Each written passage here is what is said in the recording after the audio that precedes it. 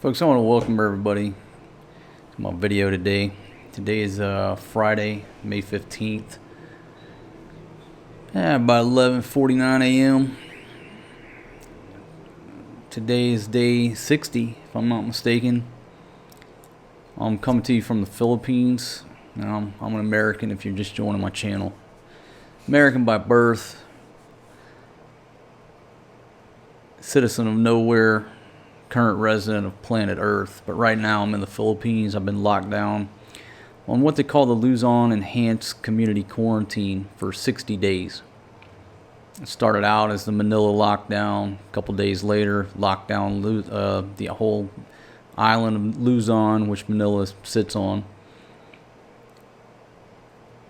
Then it got extended, so we went from the Enhanced Community Quarantine to now the Extended Enhanced Community Quarantine. Starting tomorrow or today, however you want to look at it, places are going to a general community quarantine. Manila is going to a modified enhanced community quarantine.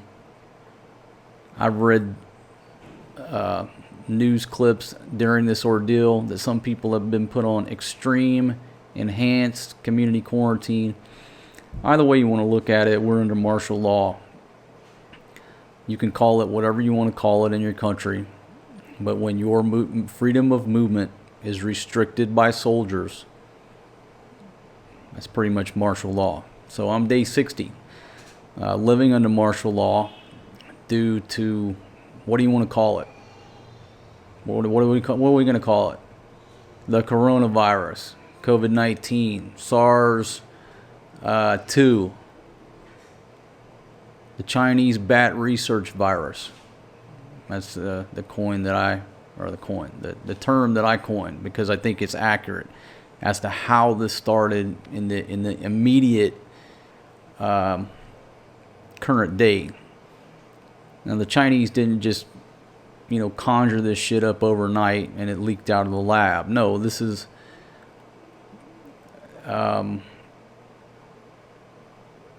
research. You have to have access to the virus or the bacteria. You have to test it. You have to play with it. You have to fiddle with it. You have to let it grow. You have to let it mutate, or we don't know anything about it. You have to enhance it, what they call, gain of function experiments or research. But the difference with this particular virus has been the response. When this thing first fired up, and it was just the Chinese dealing with this, me and my buddy, we call him the J-Dog, we're just talking, and we're both cops from way back. We're not fucking rocket scientists, but we're smarter than the average bear, believe it or not. And the first thing that we both come to the conclusion of, we said that the anomaly here is the response. We've had H5N1, the swine flu. You've had SARS-1. You had MERS. Without this type of global response. So the anomaly was not the virus, is not the virus itself, I don't think. Yes, it spread like wildfire. But now we can debate why. But I just think the anomaly is and was the fucking response. We've never been locked down like this before. Maybe in the pandemic of 1918, the Spanish flu. But we've been through these little, I don't want to downplay it, but we've been through these epidemics, these outbreaks, and we didn't lock down the entire world. So with that said, today is day 60 of my lockdown. There's a dispute among, me and my neighbors here. Are we free today to go across the river and go into Barrio Barreto, which is, the tourist area where there's restaurants, and we don't know. You look at the news sites, conflicting information. Here in the Philippines, everything runs off of Facebook, and I'm not fucking on Facebook. So I said, today on day 60, I'm just going to talk about random thoughts. And then tomorrow, which is Saturday, it'll be the 16th, that's one of my normal days that I can leave the house. So for 60 days, I've been able to leave my place of residence here on Tuesdays, Thursdays, and Saturdays with a pass, a quarantine pass, a Q pass, whatever they want to call it. When I go to leave my barangay, which is like, it's a local unit of government. It's like the county, the community. Anyhow, my little small community, there's a checkpoint. ID, Q pass. Early on, they were taking temperatures till the temperature guns broke and they ran out of batteries. I go to the next barangay. There's a checkpoint. Then there's another checkpoint on the far side. I go through 3 checkpoints to get to the main road. I look to my left. I'm looking at police officers and soldiers. There's 2 checkpoints, police and military. That divides Olongapo and Subic Town, the Mataen rivers, the dividing line.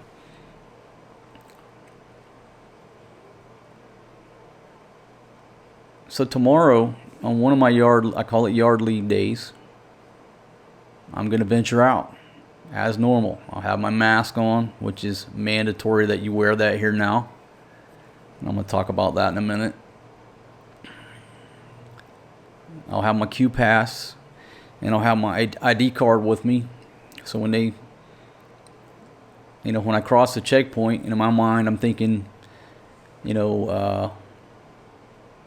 East Germany, papers, please. I'm thinking the Soviet Union, papers, please. Every time I smile and hand this stuff to these gentlemen, it's not their fault. They just don't know any better. They're just doing what they're told. And this society here is not a society that is big on questioning authority until it gets to the point of breakdown. And we'll just leave that at that. So I'm not mad at these guys working these little checkpoints, but when I hold up that pass, in my mind, what am I thinking? I'm thinking the Cold War. It takes me back to when I was in school. And everybody's telling us how bad the Soviet Union is, and they're going to launch nuclear weapons and kill us all. So go hide up under your desk, and we're going to do a nuclear war drill. And then once you learn a little bit more, you realize crawling under a fucking desk, you're just kissing your ass goodbye, Freedom of speech has been stifled during this event.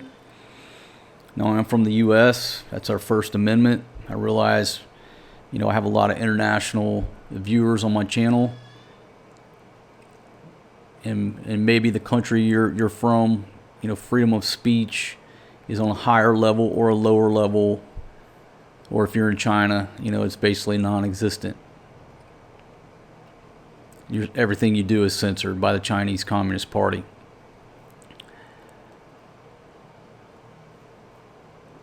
The response is the anomaly.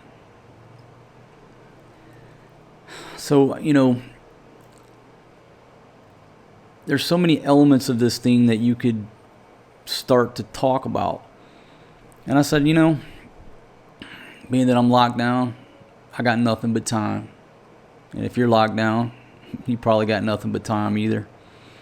So I hope the audio is good, because this is going to be one of those, if you're driving from Atlanta to LA, you just hit play and sit back and drive and enjoy the scenery and listen.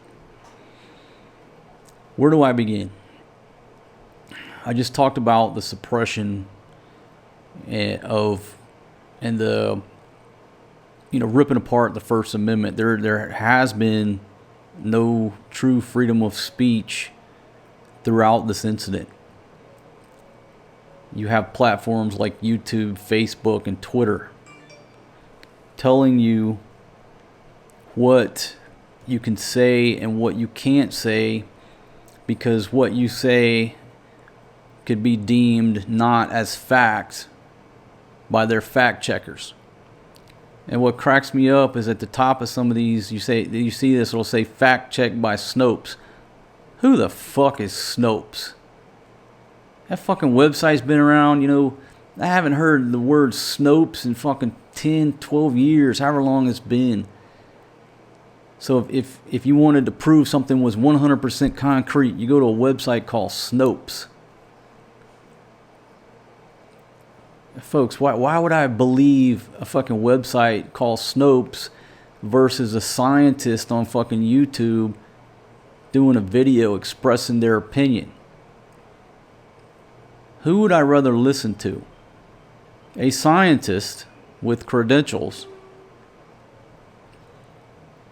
or a skinny jean wearing Call of Duty shithead sitting in his cubicle at Google headquarters, drinking his fucking Monster energy drink, trying to figure out if he's going to censor that scientist post? Okay, Mark Zuckerberg and his fucking crew deciding what to censor. It's gone way too far. I would rather listen to a scientist who's considered discredited, and we'll talk about that in a second, than for you, the skinny jean wearing Call of Duty shithead generation living in your mother's basement, never had to do a real day's work in your life. You're going to hit the fucking censor button.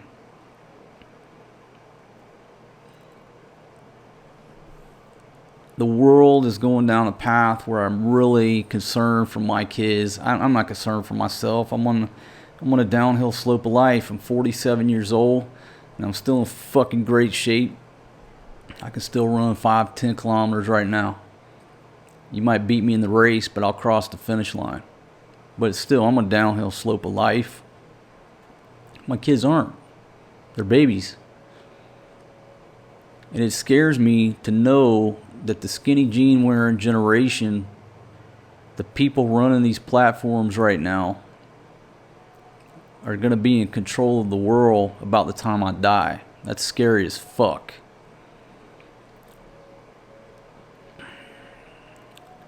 Let's just jump into a couple of articles. I've got about 10 or 12 tabs pulled up. I'm going to be reading from some of the articles. Some of them I may read the entire article. I'll just say one more time, this is going to be a long video. It's a mix of medicine, politics, theories, my personal opinion. And if you're one of my normal subscribers looking for action-packed videos or barbecue or drunken behavior, this ain't that. Dr. Judy Mikovits. Now, you don't get to be called doctor by being a fool. If you have the name doctor in front of your name, now there's obviously smarter doctors than others. But if you have those two letters and that little dot in front of your name, if you're Dr. So-and-so, it tends to indicate that you've got some fucking education and some smarts about you. It doesn't mean you're not corrupt, or you're not capable of lying, or capable of doing heinous shit for profit. But I think we could all agree that if you have doctor in front of your name,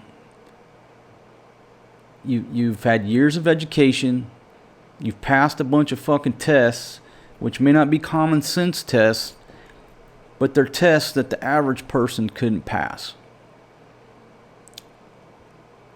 So, Dr. Judy Mikovits, PhD.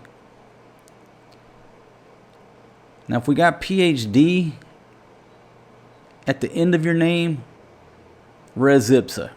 The thing speaks for itself, right? I don't got doctor in front of my name, and I don't got fucking PhD behind my name.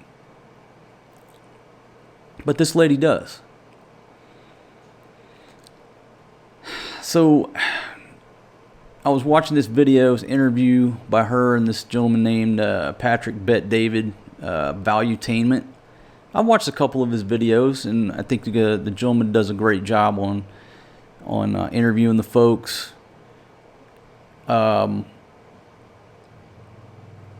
He's not one of those that seems to be just looking out to getting in a confrontation with whoever they're interviewing. And so I've watched a few of his videos. I enjoy his videos. So he did a long video. I'll put the link to this and all these articles down in the description. And he interviewed Dr. Judy Mikovits. How do you make a long story short? I'll just read from his website right here.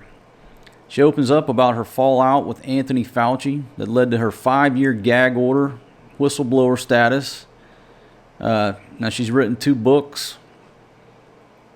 And these videos of what she has to say, because she is very critical of Dr. Fauci. She's putting out information that doesn't flow with the company line. She's not towing the company line of Big Pharma, the U.S. government, all these other governments, the World Health Organization. She's putting her opinions and her professional opinions, however you want to say it. She's putting what she believes out there, and YouTube, Twitter, and all these other places are fucking banning these videos. Why?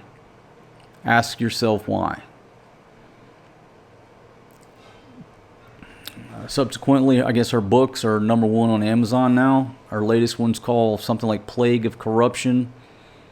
That talks about apparently the politics and the money involved with the vaccines and all this shit. So check out that video. That's a long video. But here you have a lady who is a scientist who had a falling out with Dr. Fauci, actually got locked up for 5 days with no charge. Okay, I'm back. Baby boy playing in there. Knocked his head against the wall, I guess, so he's okay. Obviously, that just wrecked my train of thought. Life ain't perfect, right? Shit happens. So I was talking about Dr. Judy Mikovits. She got locked up for a few days, apparently held without any charges being filed. And I guess the misunderstanding started out because Dr. Fauci wanted some research that she and her professor, whoever she was working with, she didn't want to give him the paper. Told him, hey man, wait until the doctor gets back, whoever, and get it from him, right? And she said Fauci was fucking screaming at her on the phone. And if I understand it right, what happened is they got the paper and then they took credit for their research. Fauci took the credit for this lady's research. And if I'm way off on that, again, shit happens. But that's the way I understood it. But the more you listen to this lady here, the more she basically, for me, is painting a picture of a behind the scenes of what really goes on. You know, in any business, you have what you want the customer to see, and then there's what really goes on behind the scenes. That's with anything, right?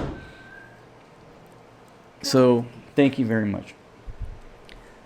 It's worth a listen. A lot of her stuff is being banned right now because she was on this video called Plandemic, which has been banned, but I watched it before they pulled it. A 23-minute video. What is wrong with listening to what this lady has to say? Google, Facebook, Twitter. What is wrong with listening to what this lady has to say? Because here's the thing about Fauci. That motherfucker ain't never been right. Yet people still listen to him. How can it be tech people, you're not doctors, tech people that know how to make a server work and design a website. Your website designers. If you want to break it down to the simplest explanation, a lot of you motherfuckers at Google, you're website builders. You build websites. YouTube's a website. Yeah, it's a platform, but it's a fucking website. You're a website builder. What gives you the audacity to think that you can ban a doctor in front of her name with PhD at the end of her name? And I think it goes back to this entitlement mentality those types of folks have. You know, you look at some of these articles talking about like the perks and the benefits that people are asking for these days. You know, when they go to hire on with a particular company, they want free fucking, Starbucks. They want free gym membership. They want 2 massages a week. They want fucking dog insurance. They want fucking pet insurance.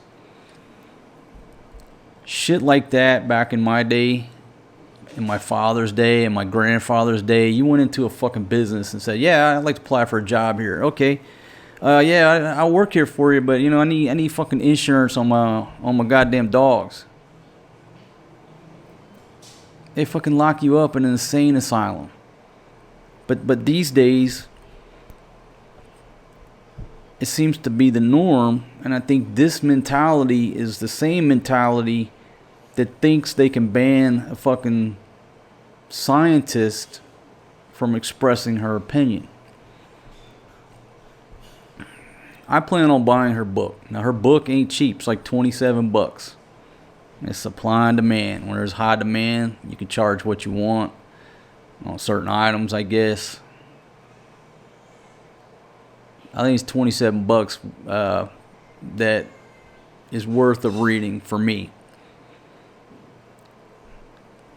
So I was looking at her situation, and basically it seems if you go against the grain, let me say one more thing.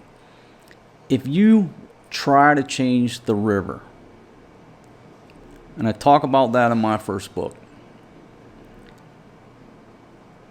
if you try to change the river, most of the times you're going to lose. You're going to get fucking railroaded. You're going to get run the fuck over by the system, by the man, however you want to refer to it.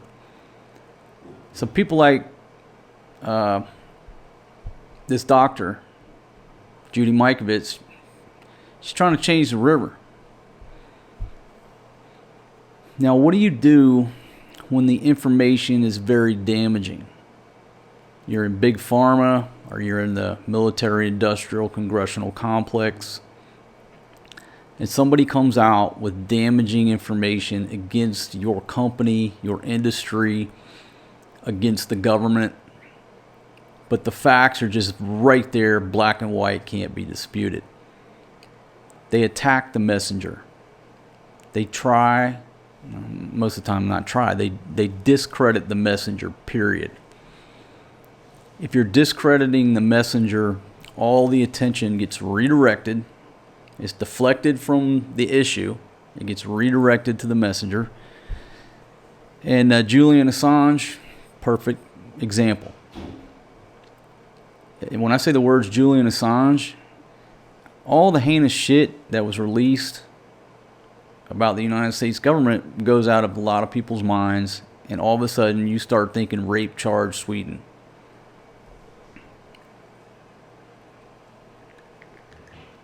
That's the perfect example, is you discredit the messenger. That's what the U.S. government does.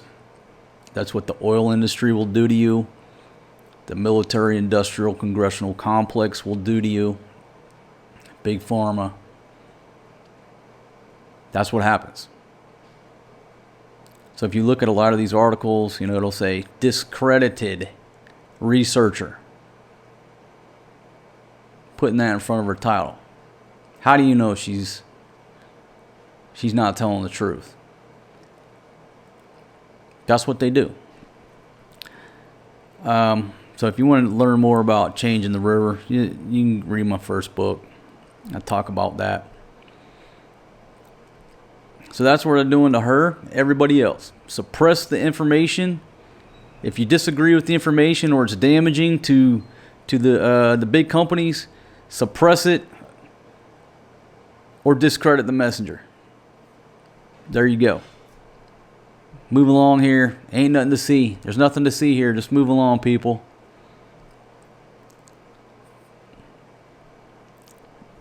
I don't know if you're tracking on this. We'll change gears. Owasso barber defies governor's order. Reopens shop. Now this is Tuesday, May 5th, 2020.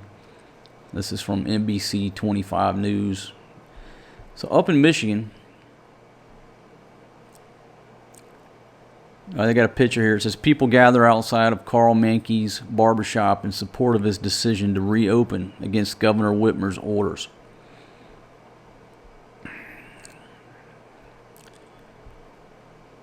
Let's see. 77-year-old. I'll summarize a little bit.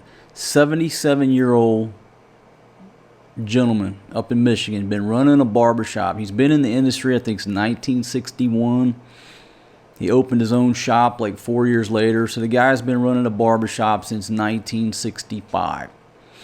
He is 77 years old and still goes to work every day. Folks, you can draw Social Security at what, 62 years old? This guy's 77. He goes to work every day at his shop as a barber. Now, when the governor up there, I can't even remember her fucking name. We'll talk about her ass in a minute when I'm looking at her name. A 77-year-old said he followed the order for as long as he could. But he said after multiple extensions and no source of income, he had to return to work. I'm not trying to be a scofflaw. Hope I said that right. I don't even know what a fucking scofflaw is. I'm trying to make a living, said Mankey. I tried for the unemployment. I was denied twice on unemployment. I haven't seen anything in one of these other checks from the government. With signs in hand, crowds joined outside Carl's barbershop, letting him know they stand with his decision. He just wants to open up, feed his family, and I think it's important for all small businesses to do that instead of being afraid, said Matt, a supporter of Mankey. You got other people who disagree. I've lost a lot of friends and family to COVID-19, and I think that opening businesses against the government wishes is just putting people at risk and going to kill more people. Now, I don't know why I put the redneck twang on there. But there's obviously people on the other side of the fence that are still believing what the government is telling them to do. Stay home, kill your business, your income, and lose your house, but we're trying to save you. Oh, by the way, the planet is overpopulated, and we need to figure out a way to depopulate the planet. But if you just trust us, stay home, lose your business, go in debt, lose your house, and have no food. Oh, by the way, and get this immunization later on, we're here to save you. I love this old dude. The barbershop owner says despite his concern about him and his family's health and possibly losing his license, he's still deciding to keep his doors open again. Or to keep his doors open. I'll stay open if they handcuff me and taser me out in the front yard, he says. That's a man right there. That's a fucking patriot. Operating a business against the order is punishable up to a misdemeanor. He said law enforcement has already warned him, issuing 2 citations, and once a third is issued, the city says it will issue a new citation each day the violation continues. And he says he's willing to face the consequences. Go forward to May 9th. MDHHS tells Owasso barber, shut down or face contempt of court. So Michigan State Police left Carl Mankey's barbershop after issuing a health protection order from the state attorney general. And the Michigan Department of Health and Human Services released a statement. Today, Michigan Department of Health and Human Services Director Robert Gordon acted under the authority granted to him by the state law to issue an order that is necessary to correct conditions that pose an imminent threat to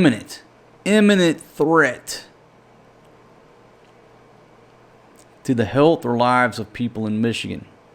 The order requires Carl Mankey's barbershop in Shiawassee County, which overtly defied Governor Gretchen Whitmer's order to immediately close to the public. Governor Gretchen Whitmer.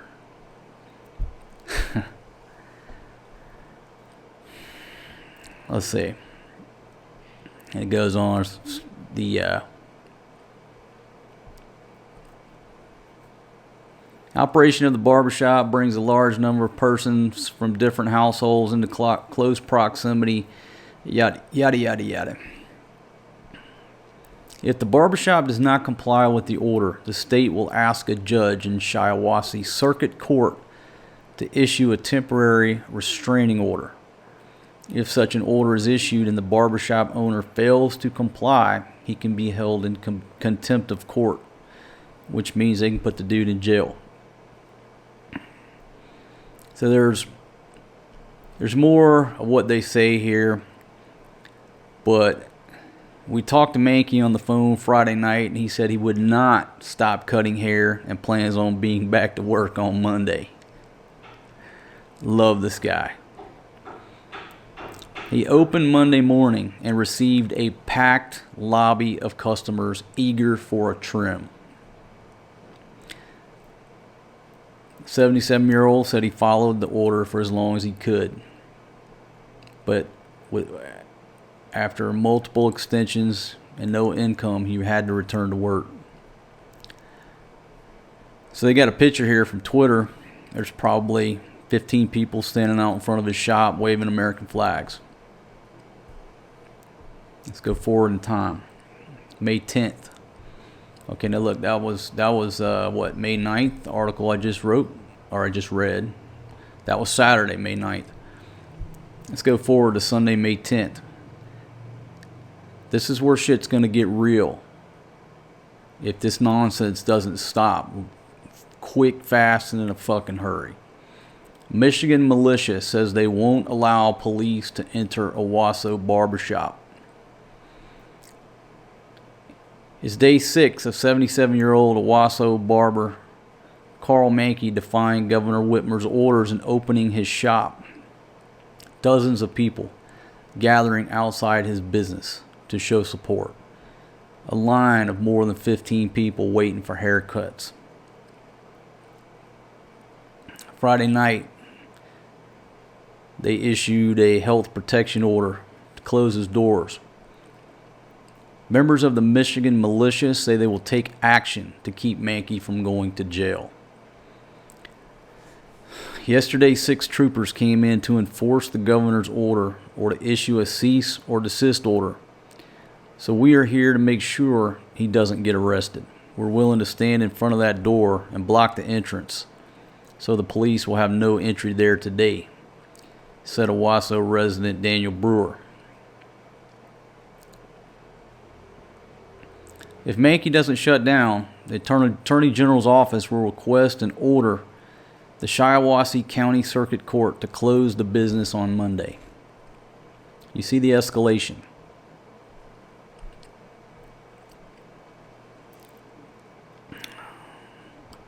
Now maybe skipping, this is a different source here. This is May 11th. Headline: Armed militia vows to prevent police from shutting down Owasso barbershop. This is sort of saying the same thing. I think there was something on here. Raising doubts about Governor Gretchen Whitmer's authority to impose a stay-at-home order without the support of the legislature, Shiawassee County Sheriff Brian Beagle said Monday that his office will not divert our primary resources and efforts towards enforcement of the Governor Whitmer executive orders. Our goal is to ensure that everyone feels safe and is treated fairly. With limited resources, staffing, and facilities, our priority focus will be on enforcing duly passed laws for the protection of Shiawassee County citizens. Alright, so the sheriff's got a set of balls. Hopefully our governor doesn't get anybody killed. Because if someone gets hurt, it's on her. This is somebody wrote on a private Facebook page. The people of Michigan versus Governor Gretchen Whitmer. Zach Bailey added, hopefully the police decide that fucking with pissed off armed men is a bad idea.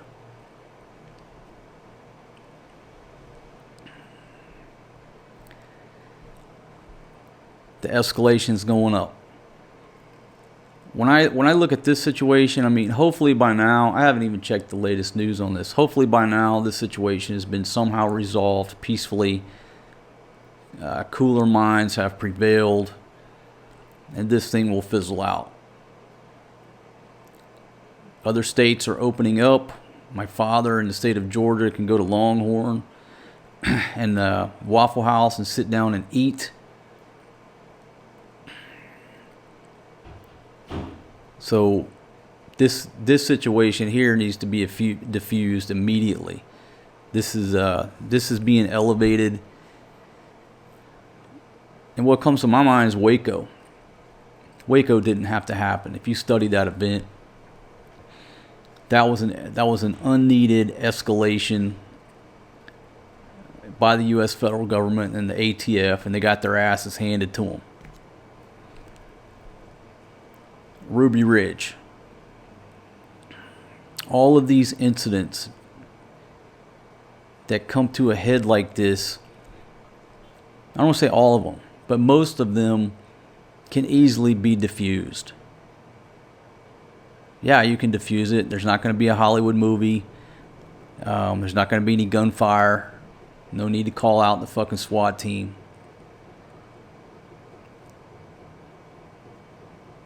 This little barbershop incident can easily be diffused.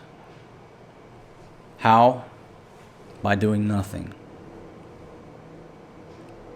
But Governor Whitmer, you know, Carl, you have disrespected her authority. I'm the governor. Probably the worst governor in the history of governors from what I've read. Horrible decision-making process in her brain is going on. But this 77-year-old barber has disrespected her authority. And you gonna be shut down. Is it worth an armed confrontation? A confrontation with armed, pissed off people who consider themselves patriots over this man cutting hair with people who are consenting to the risk? No, it is not. You put a bunch of people together with guns. It's called contagious fire. One person starts firing, everybody's going to start firing.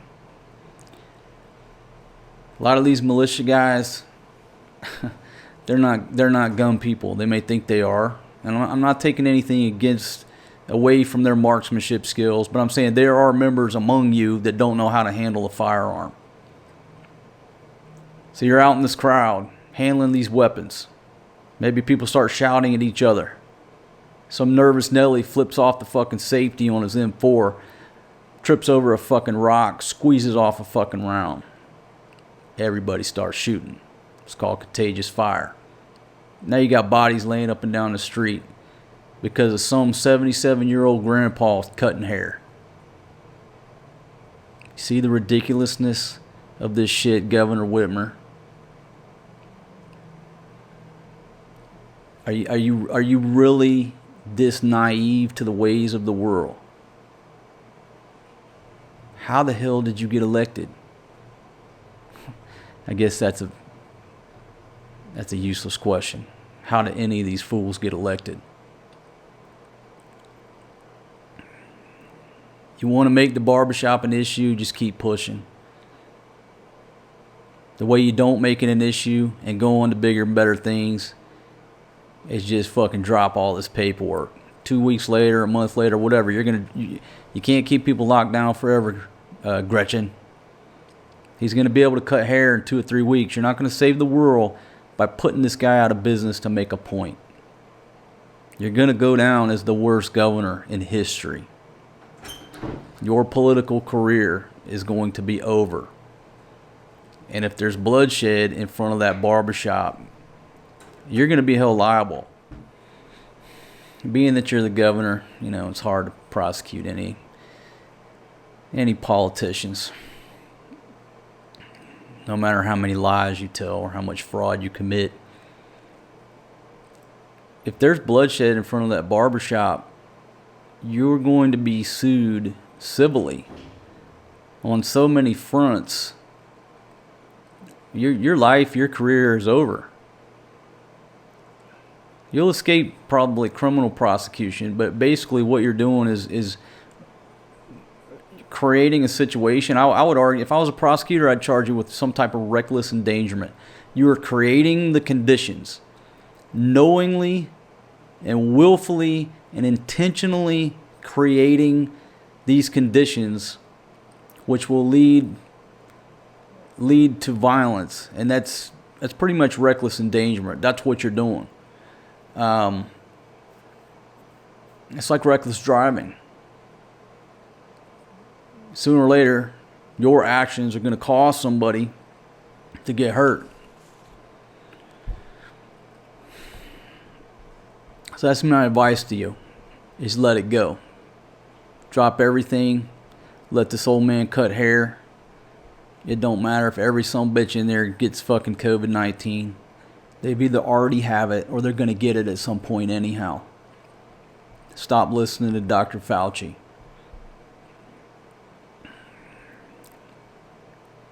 Okay, so here we go. Tuesday, May 12th. According to Mr. Mankey's attorney, a Shiawassee County judge has denied a state motion to order Mankey to close his barbershop. He's still gathering quite a support from the community. Man, you see this old guy walking in. There's people out there with American flags. I love it.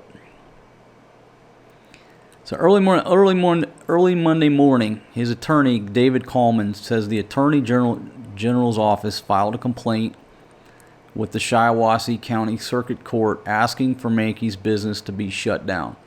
The judge, however, denied the request, leaving many in the area hopeful for Mankey's future and ready to take action against the state. The courts are going to be deciding these things. Are these executive orders legal or not? It's our position that they are not. It's my position that they are not. What legal authority does a fucking mayor, a governor, county commissioners have to violate the Constitution? Especially on such a broad scale and for the duration that they've been doing it.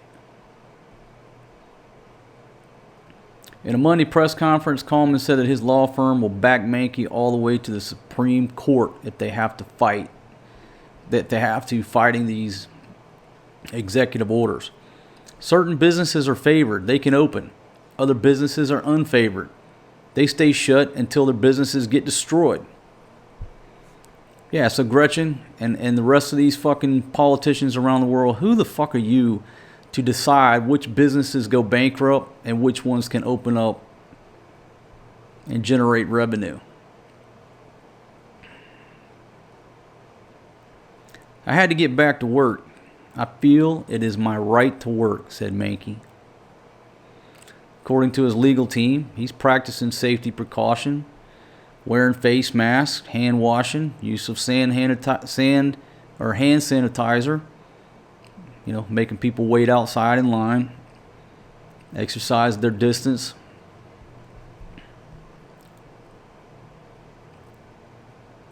People even driving from out of state to get a trim. I came here from Oklahoma to support this fine gentleman. So here's a quote from the Governor Gretchen Whitmer. I expect people to follow the law. These executive orders are not a suggestion. They're not optional. They're not helpful hints. This is an order to protect the spread of COVID-19. Why don't you issue one against the flu, Gretchen? The influenza virus when it comes around, gets cold weather. Issue one against that. And then during the summer, you issue a protection order against the sun. Because if people go to the beach, they're going to get a sunburn. Drop your speed limits down to 5 miles per hour where nobody will die in car crashes. Ban the sales of alcohol, cigarettes that causes lung cancer, and also ban every fucking pharmaceutical on the shelf of the fucking pharmacies because it ain't good for you.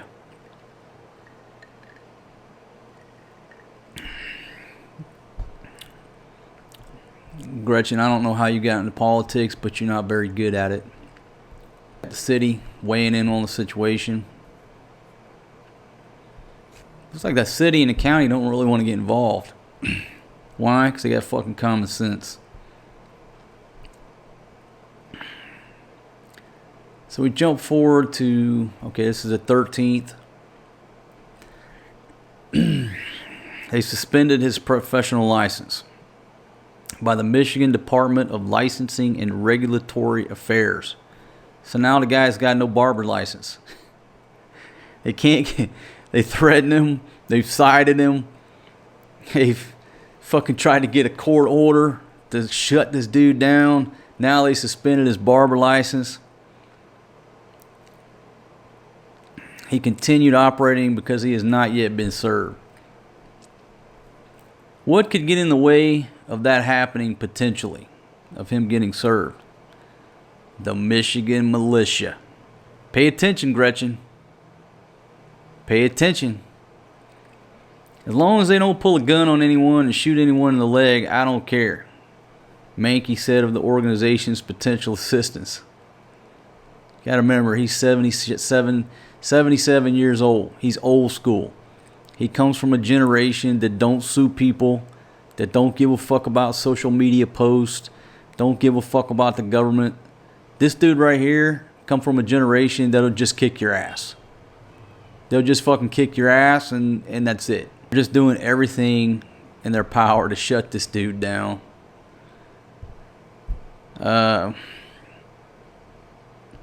May 14th. Owasso barber Carl Mankey will continue cutting hair despite having license suspended. This motherfucker is not going to stop cutting hair, Gretchen. Big fuck you out to Gretchen Whitmer, you stupid. At this point, you deserve the title of cunt. Gretchen, that's a horrible term which is reserved for bitches like you, deserving of that heinous fucking title. At this point, Gretchen, you will be known as the fucking cunt. And you got these two chicks on here. The Attorney General says, what's her name? Dana? I'm not sure. It says, she doesn't plan on arresting Owasso barber Carl Mankey, but she does have a message for him and his supporters. He's not a hero. He's not a patriot. I bet you look like you're about 40 years old. This motherfucker's 77 years old. And you're going to sit there and say this man's not a hero and not a patriot? What the fuck do you know about patriotism? You're working for the fucking government, eating that government cheese. You ain't never fucking went against the government in your life.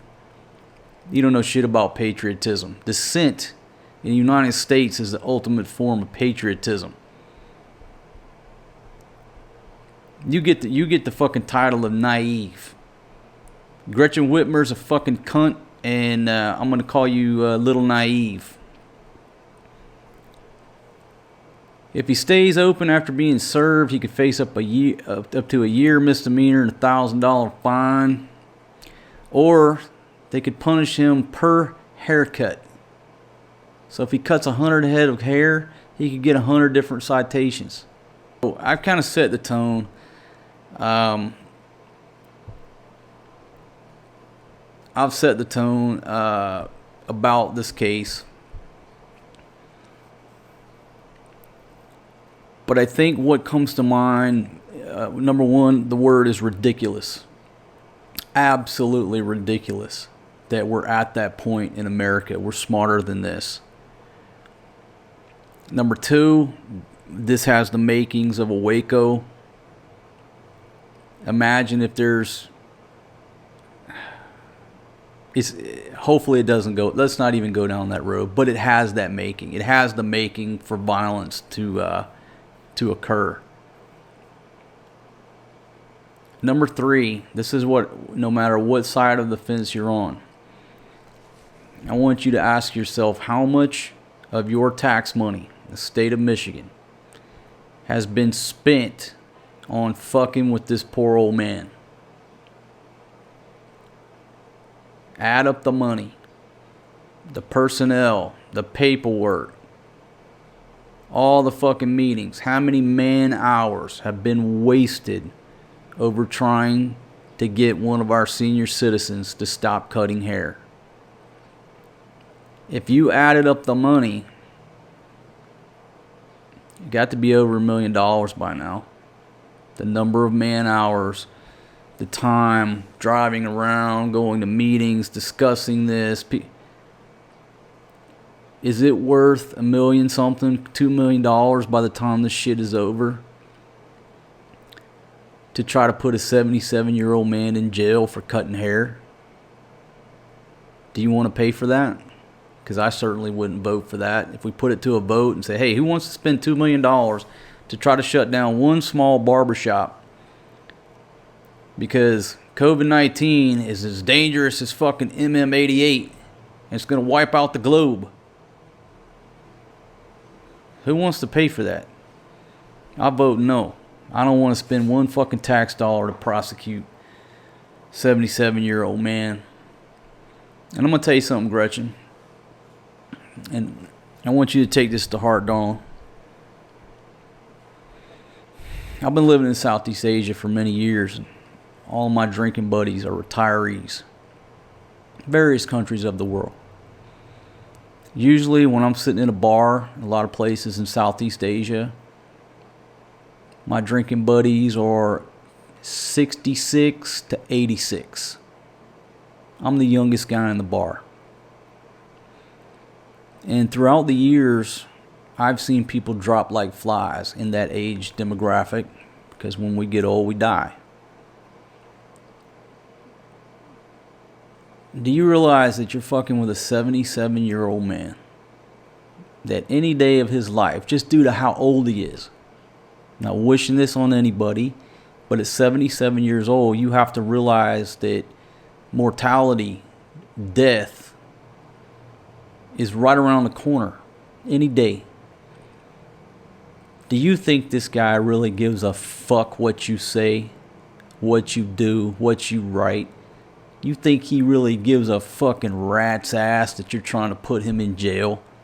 He's 77 years old. He don't give a fuck about nothing. He don't care. You're wasting your fucking time making yourself out to be the fool of the world. And guess what? I've already talked about if there's bloodshed, you're going to be fucking civilly liable. You're going to be sued civilly. But what if this poor old man dies during this fucking melee because of the stress that you caused his ass?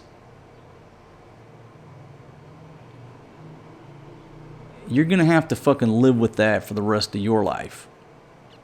And I would say that you were going to piss off so many crazy people out there that you're not going to be able to go out in public again, and you're going to need security at your house 24/7.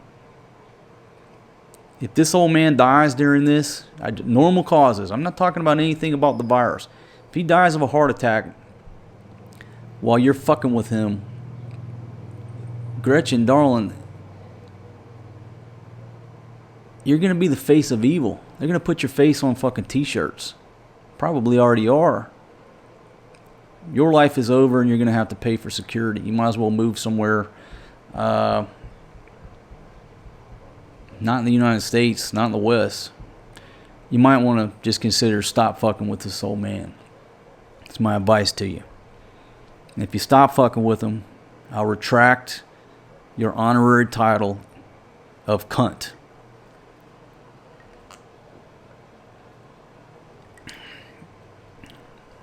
Enough of that incident. Let's move forward. The controversial experiments in Wuhan lab suspected of starting the coronavirus pandemic. This article is from April 27th. It's just a random article I pulled up. Now, if you go back to my videos early on in this thing, I told you where this thing started. My theory, which I'm 100% certain, this virus escaped from the Wuhan Institute of Virology through either accident or negligence. The question is, did the persons involved know that there was a leak and report it and go through proper protocols? Did they hide it because they were scared? They knew they were going to lose their jobs. Accidents at these labs happen all the time. The Chinese, I don't trust anything the Chinese do. I just don't. To me, it's not a culture or society that puts the same emphasis on safety that we do in other places that have level 4 biolabs. The Chinese running a level 4 biolab scares the shit out of me. Just the fact that they have it. So that's what I maintain all along. This was an accident. This was non-intentional. China's got their plan, and it was not part of their plan to skyline themselves as the most hated country and government in the world. That's how you know this was non-intentional.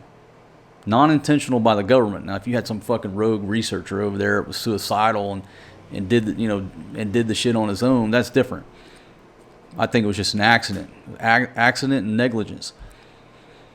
But the Chinese have their plan to take over the world, and that plan did not include, in the middle of this 100-year plan, becoming the most hated people in the world, where now the world is against them. That wasn't part of their plan.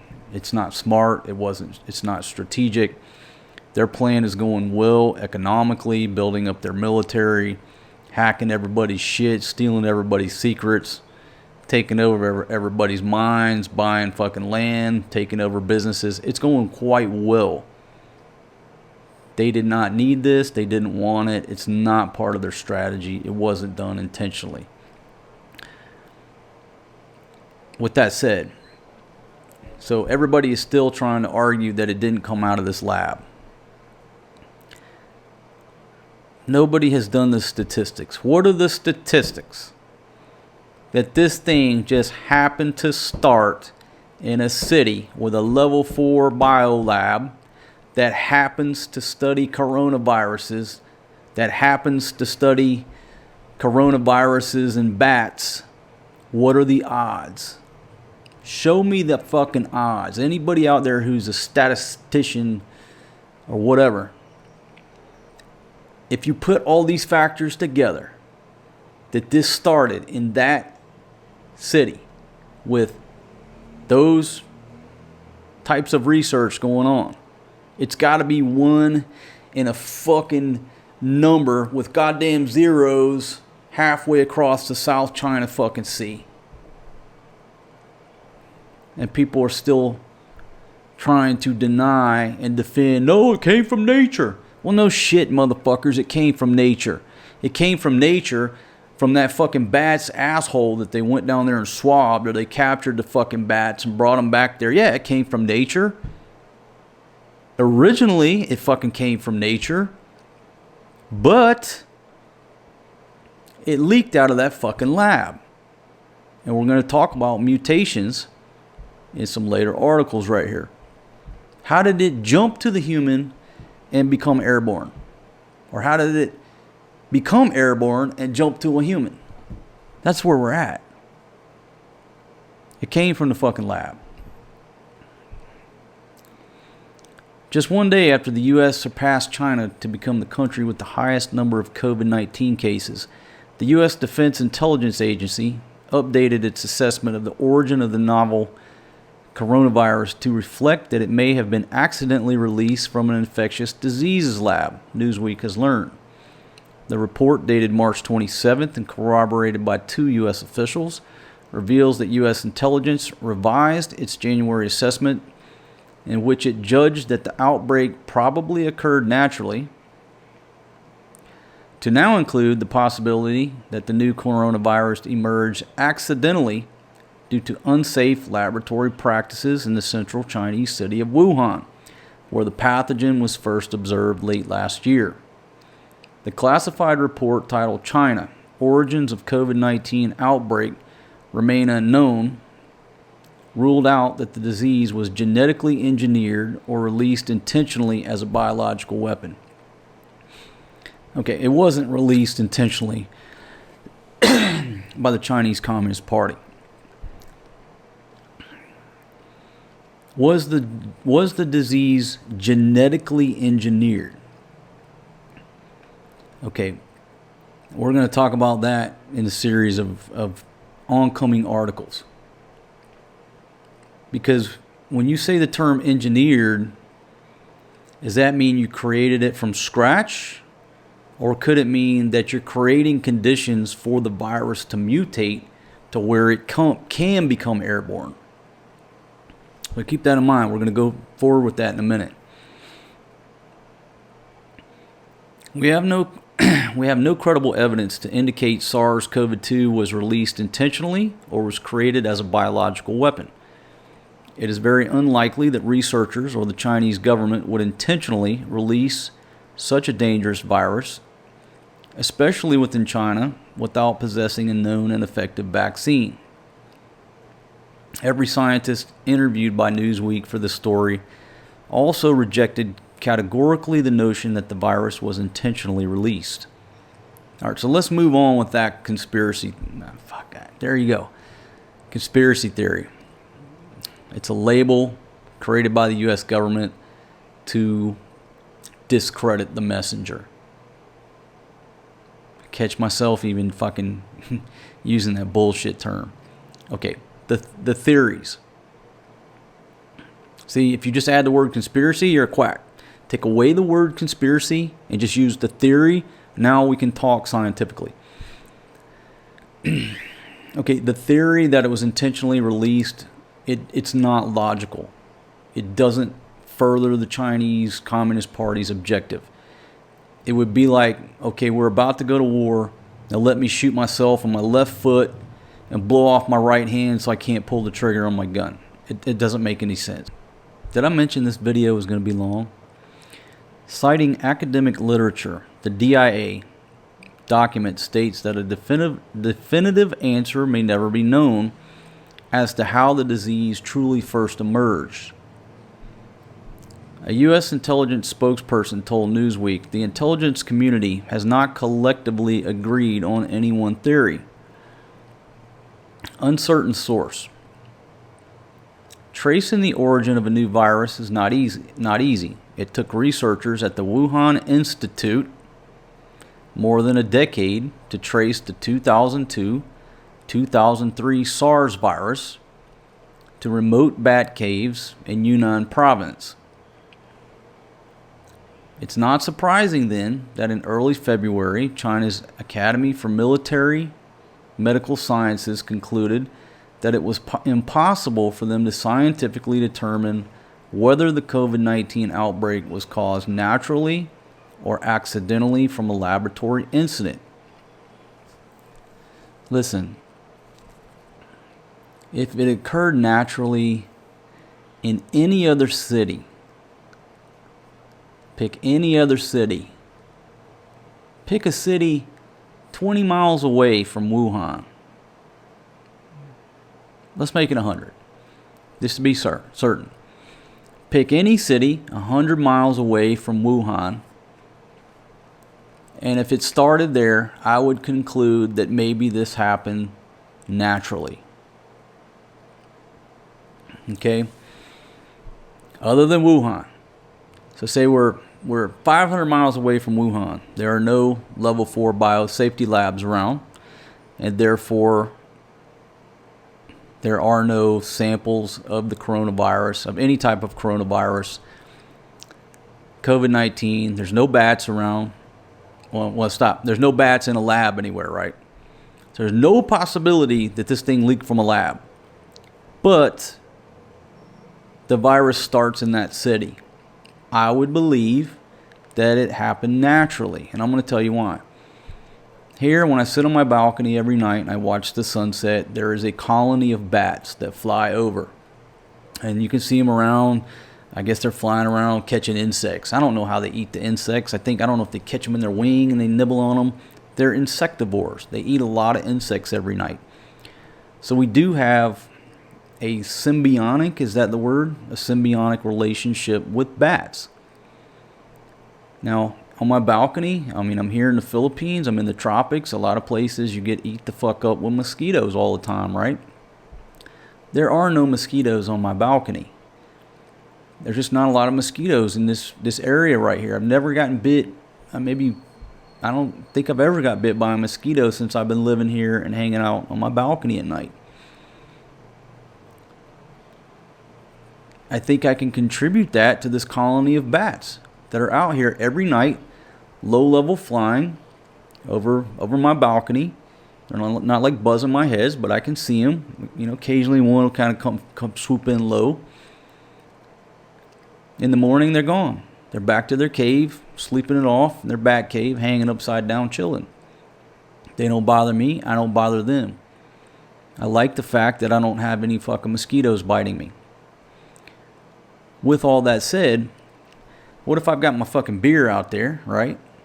And the precise moment in time that a bat is swooping by, he fucking lets out a turd, takes a shit, takes a piss, whatever, and just by the perfect fucking trajectory, speed, altitude, boom, it hits my beer. I take a big drink and now, boom, I just got infected by some type of wild, exotic coronavirus. Or you have a colony of bats living in your attic and you go up there and you're exposed to it. You could argue that it occurred naturally. You are not going to convince me that out of this whole big fucking country of China, that out of this whole big country, this outbreak is going to occur naturally here in the city that has a level 4 biosafety lab that studies coronaviruses and bats. Nope.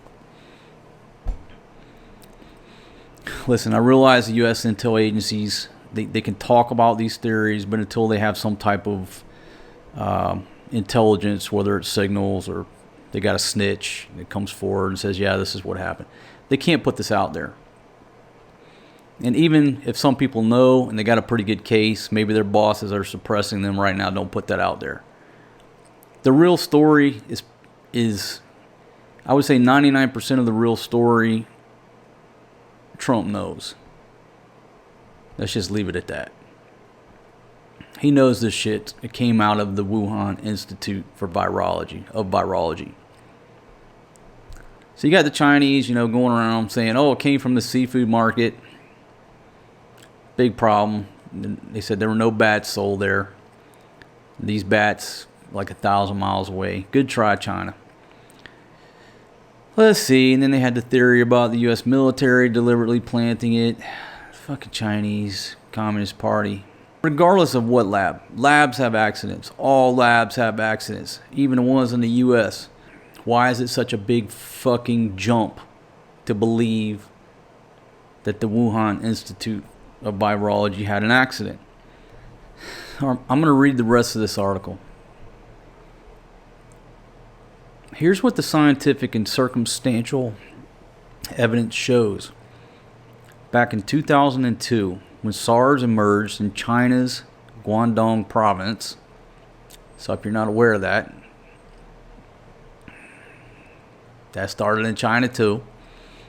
It served as a wake-up call. Over the next few decades, the US, China, and other nations poured money into efforts to hunt down and catalog strange new pathogens that live in wild animals and figure out how much of a threat they pose to humans, with the goal of preventing the next devastating pandemic.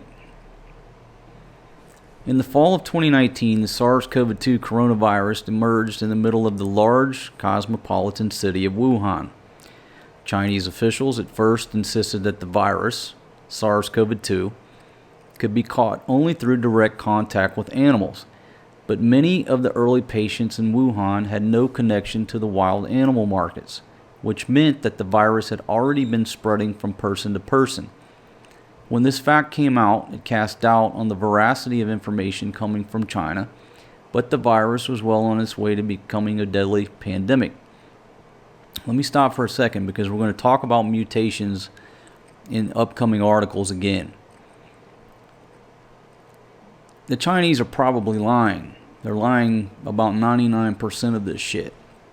But assume that they're not lying on this statement and they say, hey, it can early on, it can only be caught through direct contact with animals. That could potentially have been an honest statement at one point. But what do viruses do? Viruses mutate, they adapt, they change. So we'd have to say, 99.9% of what the Chinese Communist Party says is bullshit. But that statement, probably bullshit too, but it could have been true, and the damn thing mutated. In the early days, the prevailing theory of the virus origins was that it, like SARS, arose in bats, passed to some other mammal, such as a pangolin, and ultimately entered the population through the wild animal markets. By March, the wild virus theory was still the most likely explanation of the origin of SARS-CoV-2, but it was starting to look a little ragged around the edges.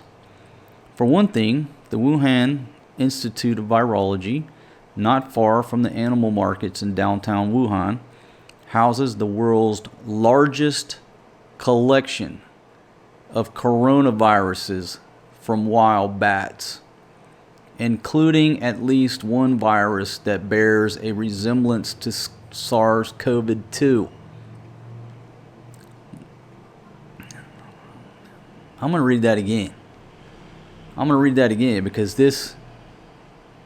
Why do we need to go any further? We need to drill down at this point. Obviously, it came out of the Wuhan Institute of Virology. At this point, we need to be drilling on basically the how this motherfucker mutated. Because that's the science. We know the Chinese are going to fucking lie. That's a given. We don't need to try to figure that out. They're going to lie about anything. Have a fucking nuclear incident in China right now. They're going to fucking lie about that worse than the Soviets did with Chernobyl. Let one of their submarines sink. They're going to fucking lie about that worse than the Russians initially did on the Kursk. We already know all that. I think the important thing for the science behind it is how this particular thing mutated. How did it get out of the lab? But I think more is how did that motherfucker mutate to where it went airborne.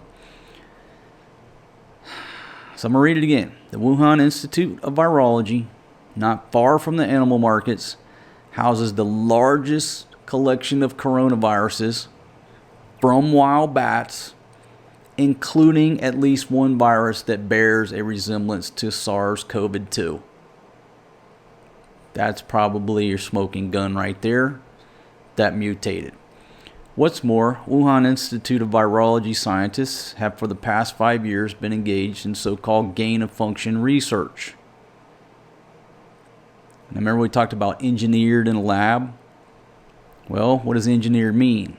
You're playing with it, you're manipulating it, you're creating it. I think engineered is a broad term, but here we go. Gain-of-function research.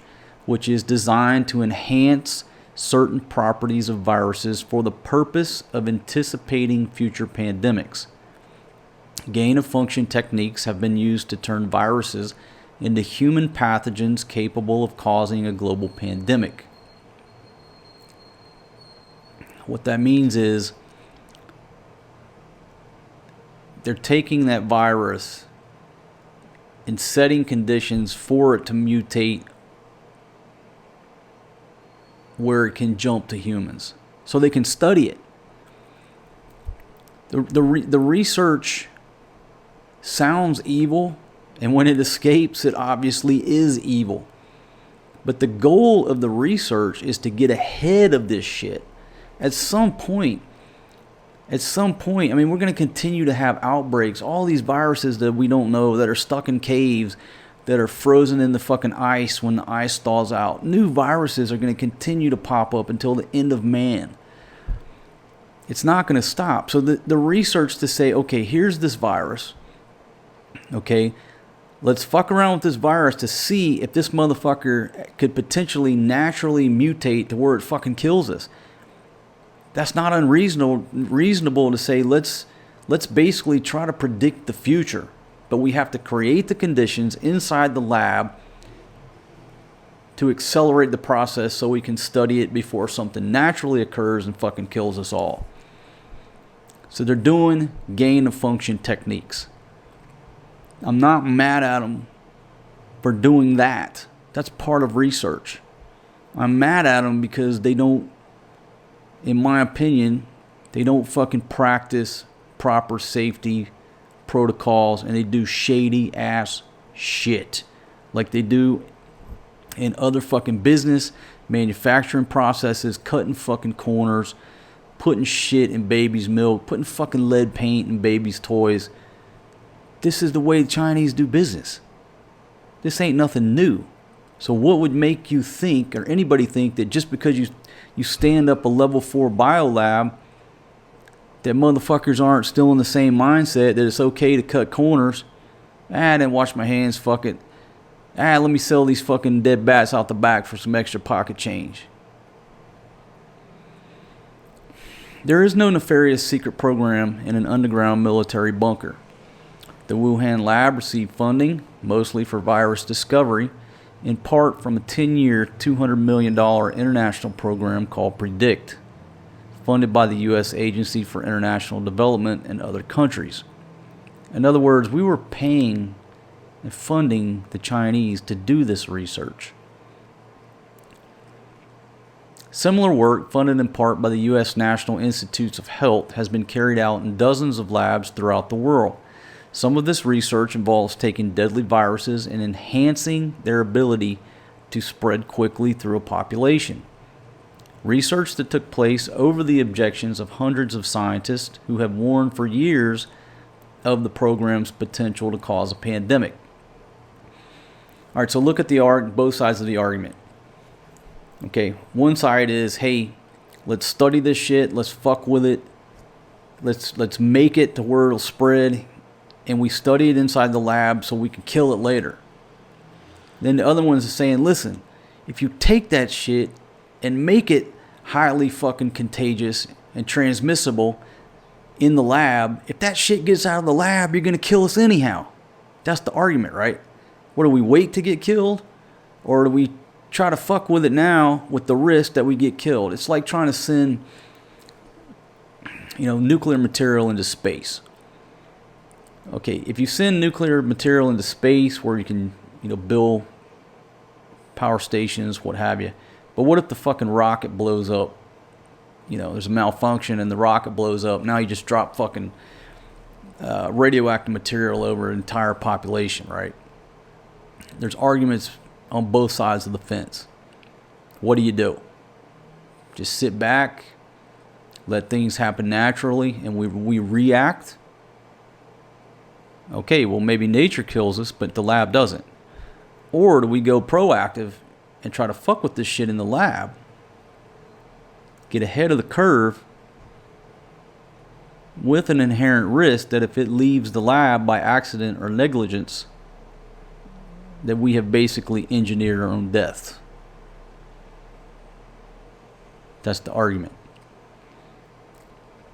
In the years since the SARS outbreak, many instances of mishaps involving the accidental release of pathogens have taken place in labs throughout the world. Hundreds of breaches have occurred in the U.S., including a 2014 release of anthrax from a U.S. government lab that exposed 84 people. The SARS virus escaped from a Beijing lab in 2004, causing 4 infections and 1 death. An accidental release is not complicated and doesn't require malicious intent. All it takes is for a lab worker to get sick, go home for the night, and unwittingly spread the virus to others. In my initial video, I said, look, a researcher got exposed, whether he knew it or not, went to the market, picked up his fish, shrimp, vegetables for the evening, went home. That's how everybody at the market got infected, because he infected his vendors. The next day, they infected all of their customers. Boom. That's how the outbreak happened at the lab. That's my theory. The Wuhan Institute has a record of shoddy practices that can conceivably lead to an accidental release, as officials at the U.S. Embassy in Beijing reportedly warned in a cable on January 19, 2018. During interactions with scientists at the Wuhan Institute for Virology, they noted the new lab has a serious shortage of appropriately trained technicians and investigators needed to safely operate this high containment laboratory, states the cable, according to the Washington Post. To be sure, there's no evidence that SARS-CoV-2 came from the Wuhan lab, nor that the virus is a product of engineering. Most scientists believe, based on the evidence available, that a natural origin is the most likely explanation. I think those that are saying that, they have grants.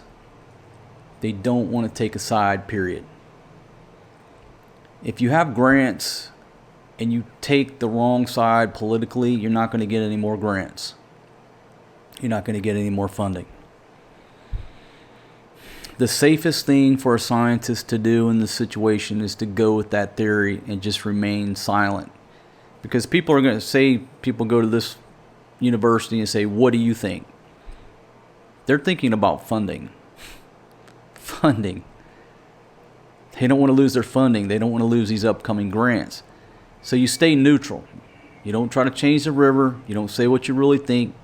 You just put a neutral thing out there. It's okay if you're right, okay if you're wrong. So what do they say? Natural origin is the most likely explanation. Most scientists. They're playing it safe.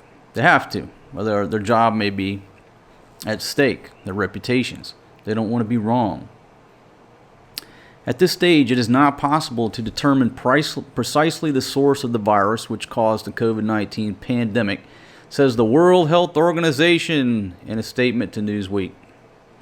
All available evidence suggests that the virus has a natural animal origin and is not a manipulated or constructed virus. I don't want to hear anything from the World Health Organization again. I don't want to see $1 of U.S. tax money fund the World Health Organization again. It's by putting that statement out, it seems to me that they're obviously biased on the side of the Chinese Communist Party. The circumstantial evidence is strong enough to warrant putting the lab's programs and practices at the heart of the investigation. And it's worth looking anew at whether scientists, in their efforts to protect the public from the threat of natural pathogens, overreached. All right, this is where we're going to start taking a turn away from SARS-CoV-2, and we're going to go down the rabbit hole with H5N1. 10 years ago, the viral pathogen most in the news was not a coronavirus but influenza, in particular a strain of flu designated H5N1. Now, not H1N1, there's differences. This is H5N1 that arose in birds and killed a high proportion of those who were infected. For a while, the virus made headlines. Then it became clear that nearly everyone who caught the bird flu virus got it directly from handling birds. To cause a plague, it's not enough that a virus is an efficient killer. It also has to pass easily from one person to the next, a quality called transmissibility. Around this time, Ron Fouchier, I hope I'm saying that name right, Fouchier, a scientist at Erasmus University in Holland, wondered what it would take for the bird flu virus to mutate into a plague virus. The question was important to the mission of virologists in anticipating human pandemics. Now, this is what I just talked about a few minutes ago with which side do you go with. Just wait and react, or let's be proactive and be ready or prevent. If H5N1 were merely 1 or 2 steps away from acquiring human transmissibility, the world was in danger. A transmissible form of H5N1 could quickly balloon into a devastating pandemic on the order of the 1918 flu, which killed tens of millions of people. Okay, so just let me summarize. H5N1 killed a high percentage of the people who got infected, but nearly everyone got it directly from birds. So say you're not in the bird business. You're not in the poultry business. You're not a fucking bird watcher. You don't got a bird in your house. Chances of you contracting it were slim to none. You're not around fucking birds. It's not transmitted from human to human. So, basically stay away from fucking birds, right? Pretty simple. But what this guy wondered was, how many steps of mutation is it going to take for this fucking killer to be transmissible between humans? Because then it will kill a shit ton of people. You don't got to be around the fucking poultry section at Walmart to get killed, or the goddamn bird watching or the zoo. All you got to do is be around a dude who was at the zoo looking at the fucking birds. That's a killer. Now it's a plague, right? Transmissibility. So this guy's thinking ahead. So to answer the question, scientists would have to breed the virus in the lab in cell cultures and see how it mutated. But this kind of work was difficult to carry out and hard to draw conclusions from. How would you know if the end result was transmissible? We're going to line up some dudes and, fucking hang out in the same room, infect one guy, see if it happens? No. But this is what they did. The answer that Fouchier came up with was a technique known as animal passage, in which he mutated the bird flu virus by passing it through animals rather than cell cultures. He chose ferrets because they were widely known as a good stand-in for humans. If a virus can jump between ferrets, it is likely also to be able to jump between humans.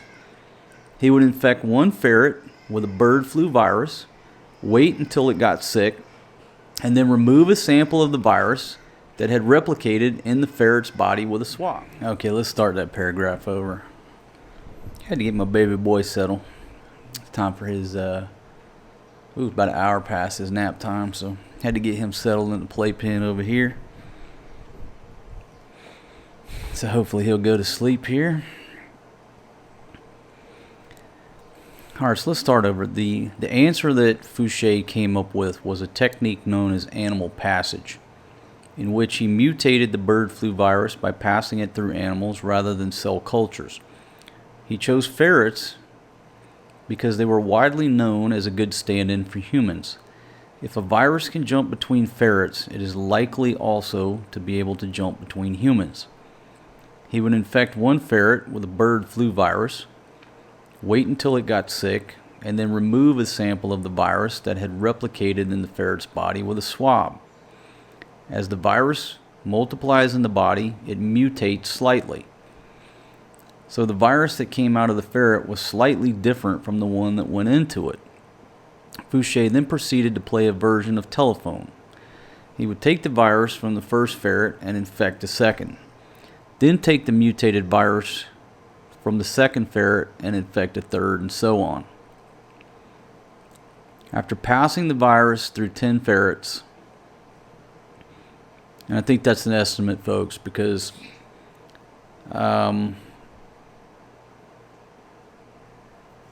watching one of his videos, he said 5 to 10. Maybe it's 10, but anyhow, the article says 10. Fouché noticed that a ferret in an adjacent cage became ill even though the two hadn't come into contact with one another. That showed that the virus was transmissible in ferrets and by implication in humans. Fouché had succeeded in creating a potential pandemic virus in his lab.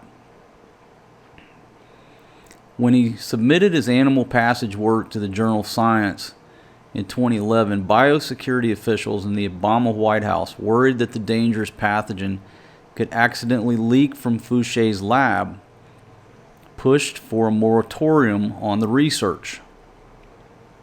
Fouché had done his work in biosafety level 2 labs, which are intended for pathogens such as staph of moderate severity, rather than a biosafety level 4, which are intended for Ebola and similar viruses. Biosafety level 4 labs have elaborate safeguards. They're usually separate buildings with their own air circulation systems, airlocks, and so forth. In response, the National Institutes of Health issued a moratorium on the research. Alright, so here we go. You're back to, hey, this shit's too dangerous to be doing this. What followed was a fierce debate among scientists over the risks versus benefits of the gain-of-function research. Fouché's work, wrote Harvard epidemiologist Mark Lipsitch in the journal Nature in 2015, entails a unique risk that a laboratory accident could spark a pandemic killing millions. Lipsitch and 17 other scientists had formed the Cambridge Working Group in opposition. It issued a statement pointing out that lab accidents involving smallpox, anthrax, and bird flu in the U.S. have been accelerating and have been occurring on average over twice a week. Twice a week, 2 accidents a week in the U.S. If we're having 2 accidents a week in the U.S., why is it so hard to believe that the Wuhan Institute of Virology had an accident? What the fuck is going on here? Is every media outlet in the world working for the Chinese Communist Party, that they just won't come out and say that, hey, this is most probable? The probability, the statistics are astronomical that it came out of this lab. Laboratory creation of highly transmissible novel strains of dangerous viruses poses substantially increased risks. An accidental infection in such a setting could trigger outbreaks that would be difficult or impossible to control. Historically, new strains of influenza, once they establish transmission in the human population, have infected a quarter or more of the world's population within 2 years. More than 200 scientists eventually endorsed the position. Now, let me stop for a second here. New strains of the flu, once they get transmissible, infected a quarter or more of the world in 2 years. So going back to what I said in the beginning of this video, the anomaly with this virus is not the virus itself, it is the response. That is the anomaly. He just told you, numerous viruses. The viruses, period. Viruses, period. If they're transmissible with air travel, sea travel, they're going to burn around the globe quickly. All of them. Why did we lock down the world for this particular one? The proponents of gain of function research were just as passionate. We need gain of function experiments, wrote Fouché in Nature, to demonstrate causal relationships between genes or mutations and particular biological traits of pathogens. Gain of function approaches are absolutely essential in infectious disease research.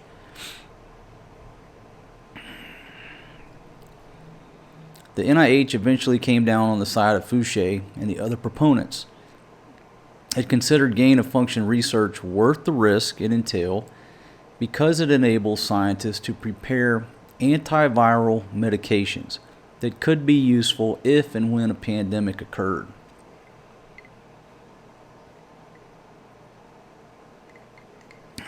By the time NIH lifted the moratorium in 2017, it had granted dozens of exceptions. The PREDICT program, started in 2009, spent $200 million over 10 years, sending virologists all over the world to look for novel viruses, new viruses, and support some gain of function research on them. The program ran out of funding in 2019 and was then extended. The different arguments, I guess one argument is, why create the monster if the monster may never come? And then these guys are like, well, we're certain the monster's coming, let's get ahead of it.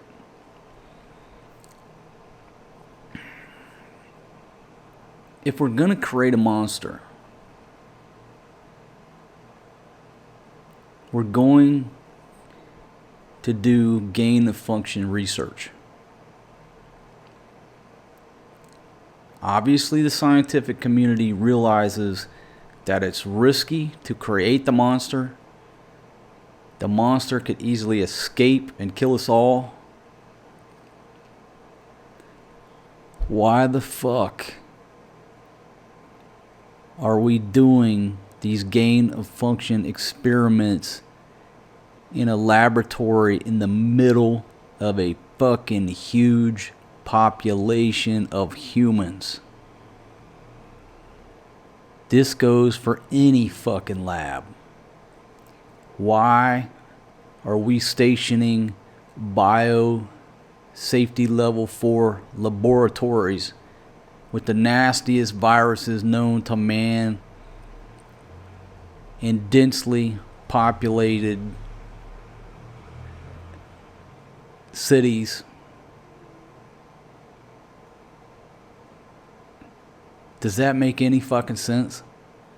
Why is the CDC in fucking Atlanta, Georgia? I used to live in and around Atlanta.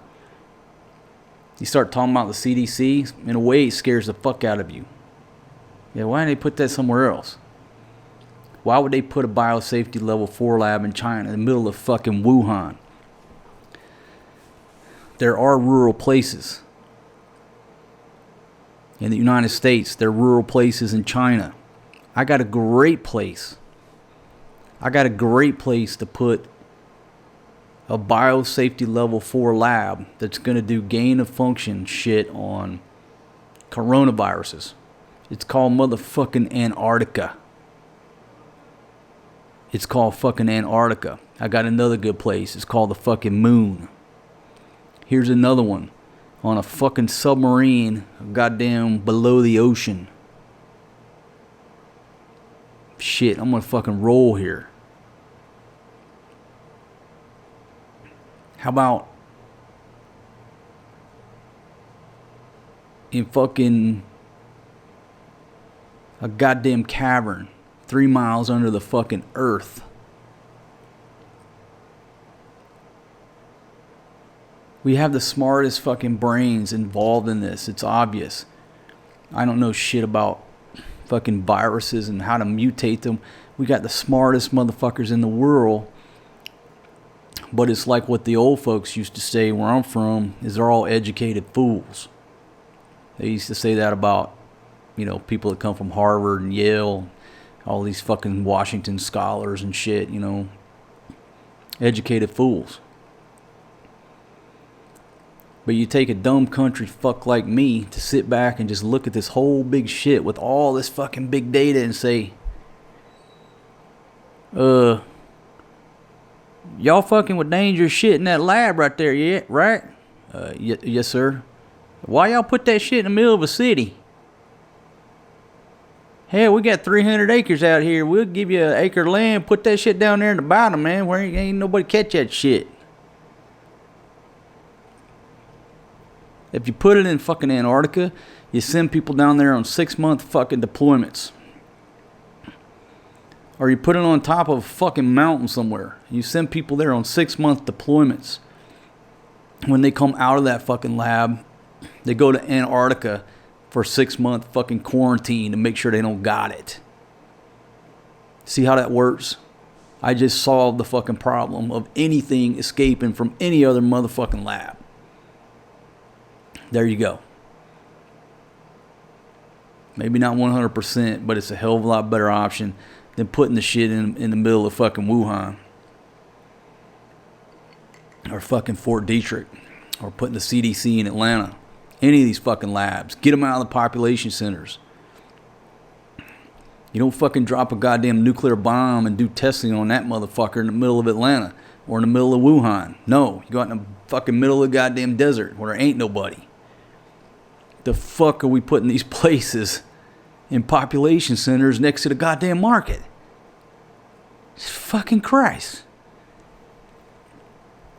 By the time the current pandemic hit, animal passage experiments had become commonplace. Scientists in many of the more than 30 biosafety level 4 labs around the world had used them to enhance the transmissibility of respiratory tract pathogens.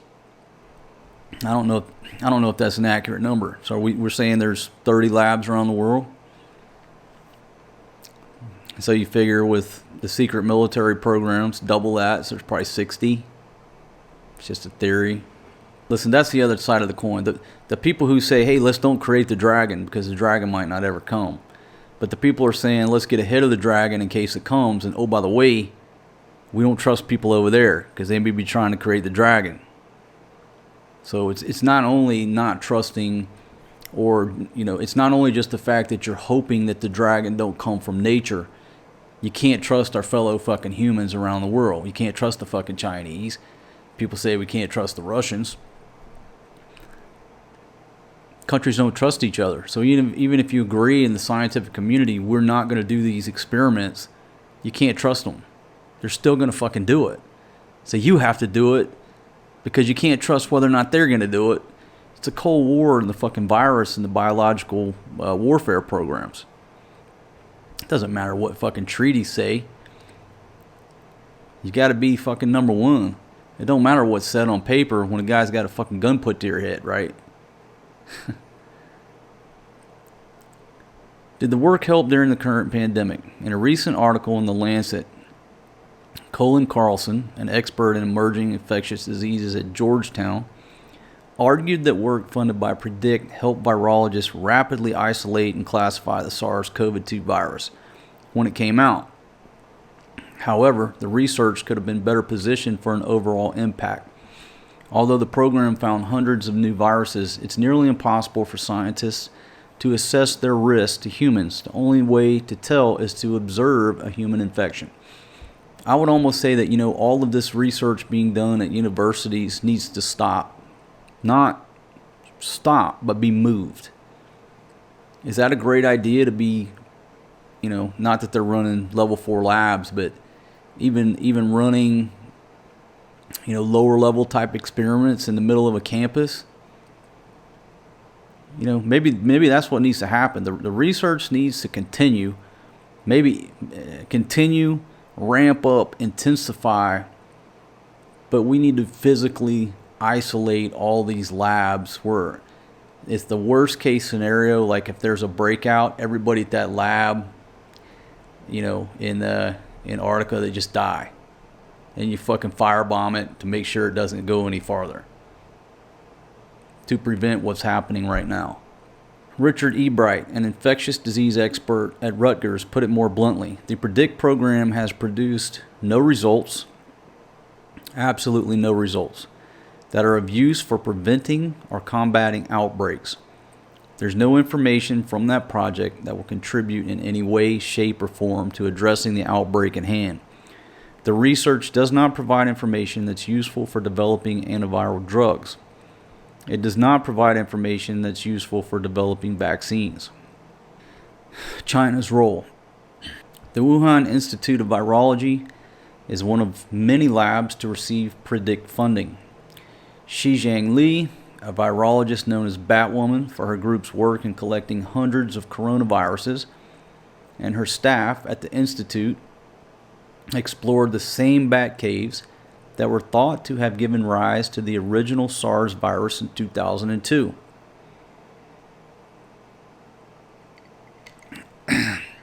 Her scientists penetrated remote caves, swabbing bats' anuses and collecting their excretions. Damn, what a job.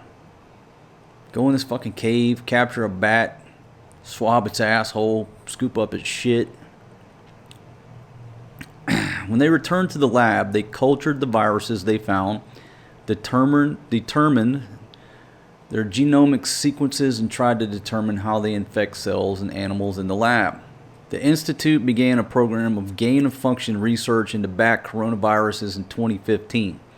That involved taking selected strains and seeking to increase the ability of those viruses to transmit from one person to another. The gain-of-function research went hand in hand with the surveillance project.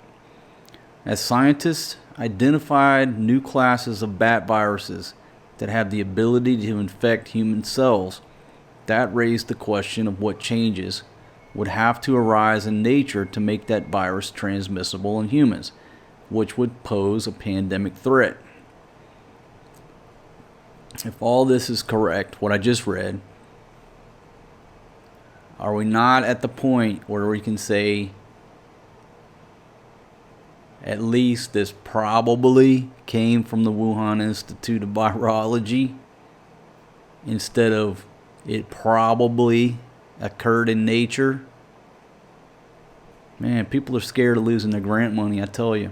In 2015, the Wuhan lab performed a gain-of-function experiment using cut-and-paste genetic engineering, in which scientists take a natural virus and directly make substitutions in its RNA coding to make it more transmissible. They took a piece of the original SARS virus and inserted a snippet from a SARS-like bat coronavirus, resulting in a virus that is capable of infecting human cells. A natural virus altered with these methods would be easily flagged in a genetic analysis like a contemporary addition to an old Victorian house. A virus produced with animal passage methods would be much harder to spot. These viruses are not directly manipulated. When the virus passes from one animal to the next, it undergoes something similar to what would happen in the wild during the course of its evolution. A wild coronavirus passed through 10 ferrets would be difficult to identify as having been engineered or manipulated.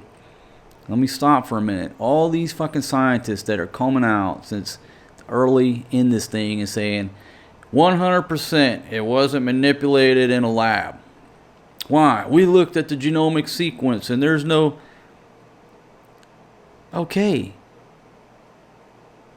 Maybe your theory is right, that humans didn't fucking tweak it because that would leave a telltale sign. But it's almost like all these virologists standing up there saying this, it's like, bro, have you never heard of gain of function? Have you never heard of this French guy called, what's his name, Fouché? Have you never heard of Xizhang Li? These people are doing fucking animal passage, gain of function research. And maybe, just maybe, that if it's animal passage, it's all natural. It's all natural. We're not tweaking it. We're not fucking with it. It naturally evolves to where you fucking super sleuths can't put it under your microscope and see a smoking gun. But you're going to stand up there in front of a video and say 100% this did not come out of a lab, it came from nature. Where the fuck did them ferrets come from? It came out of nature, right? Where the fuck did all these coronaviruses come from? They came from nature. You mix them together and there's a natural evolution. You super sleuths can't see that shit because it is natural. Man, we're back to educated fools. Educated fools looking down so technical that they can't see fucking common sense right in front of their face.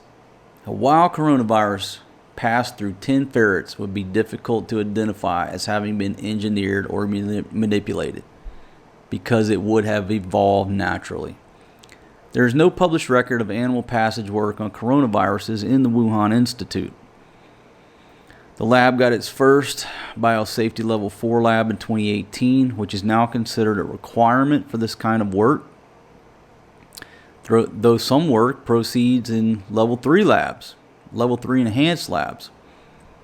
It's possible that researchers started animal passage work in the biosafety level 4 lab, but didn't finish it in time to publish before the current pandemic when China tightened up on publications. It's possible that the work was done in secret. It's possible that it never happened at all.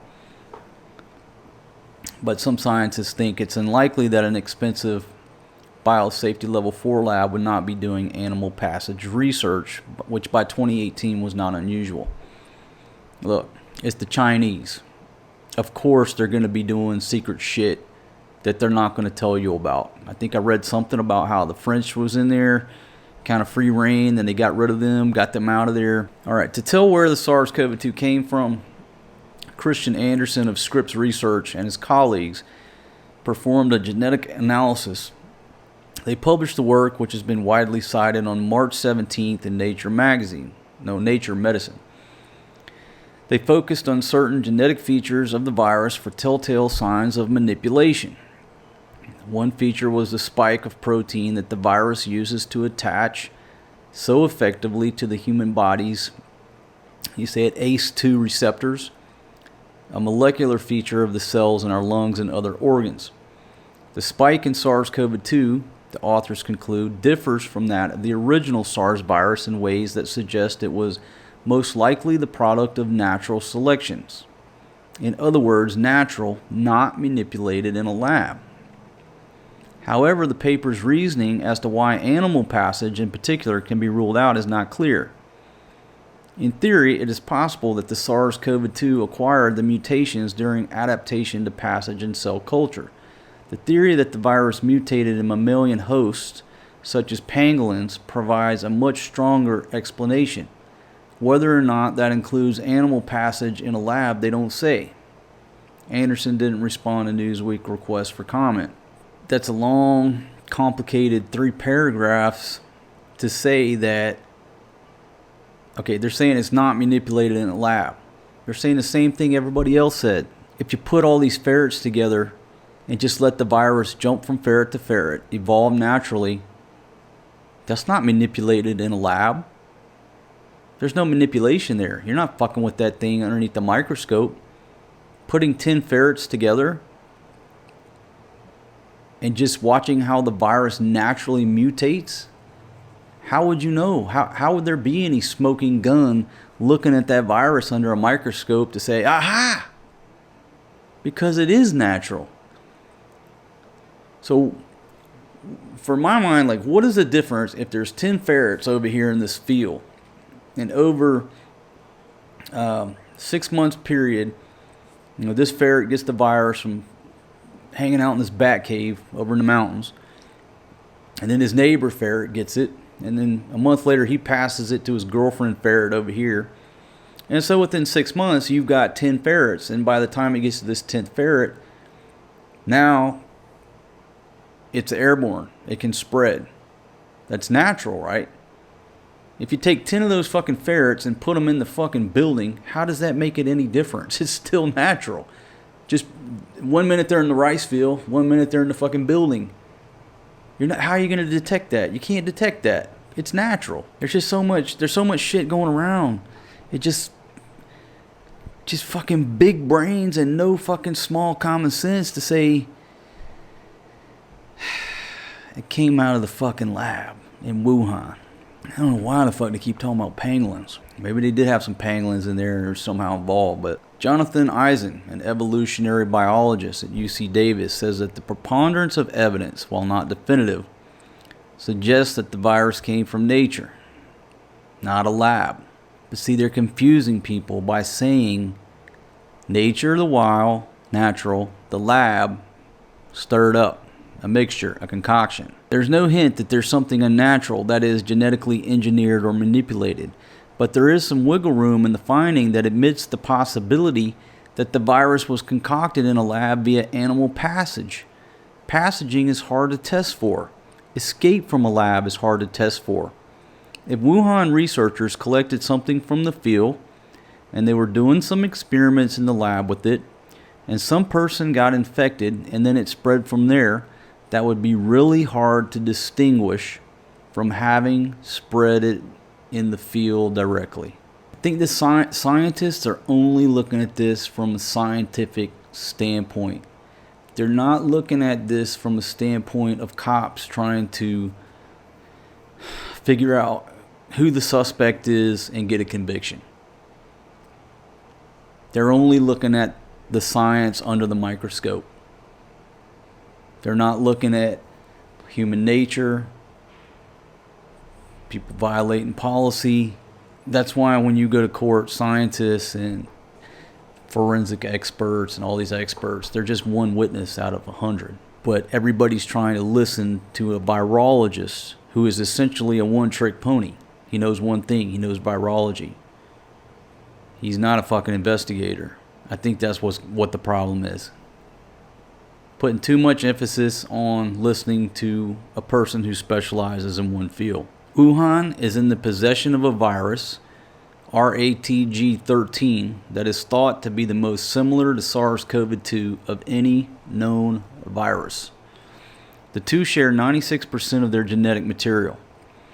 That 4% gap would still be a formidable gap for animal passage research, says Ralph Barrick, a virologist at the University of North Carolina who collaborated with Shizhang Li on the 2015 gain-of-function research. You keep running into problems that just don't make it likely, he says. Wuhan would probably have had to start with a virus closer to SARS-CoV-2 than RATG13, which is within the realm of possibilities. The only way to resolve it, says Barrick, is transparency and open science and have some real investigation into it. I don't think the Chinese are going to allow that. I don't know what any country would do in this situation. I would like to think that the U.S. would be transparent. Jenny Fink contributed to this report. Who was the author of this report? And man, if you want to gig me on being Fred Gutturl, Naveed Jamali, and Tom O'Connor. Folks, I pretty much read your whole fucking article. If you want to claim copyright, whatever. But this is a planet Earth type situation. People need to be educated on what is really going on here, what really happened here. One guy said on the website that nature is much better at creating virus that kill than humans are. And what he was saying was, even though humans go into the lab and they tinker with viruses and they bioengineer them and they change them and they do this, that basically nature, Mother Nature is much more violent and an effective killer as far as designing these viruses than we are as humans, because we don't fully understand everything right now. If we had the fucking map, well, the roadmap, so to speak, could be a different story. But I just thought that was kind of interesting. He said, look, no matter what a human does, the next thing that comes out of nature could be a hell of a lot worse than whatever we can put together. All right, still talking about H5N1. I pulled up some more articles here. I did a lot of fucking reading last night. All right, this is some CDC. So this is more than 700 human infections with Asian HPAI H5N1 viruses have been reported from primarily 15 countries in Asia, Africa, the Pacific, Europe, and the Near East since November 2003. Indonesia, Vietnam, and Egypt have reported the highest number of human H5N1 cases to date. The first report of a human infection with Asian H5N1 in the Americas was in Canada on January 8, 2014, and occurred in a traveler recently returning from China. China is involved in like every one of these damn viruses. Why? Why does everything, all these viruses come out of China? All right, let's move along. Okay, so in Nature magazine, 2 May 2012, mutant flu paper published.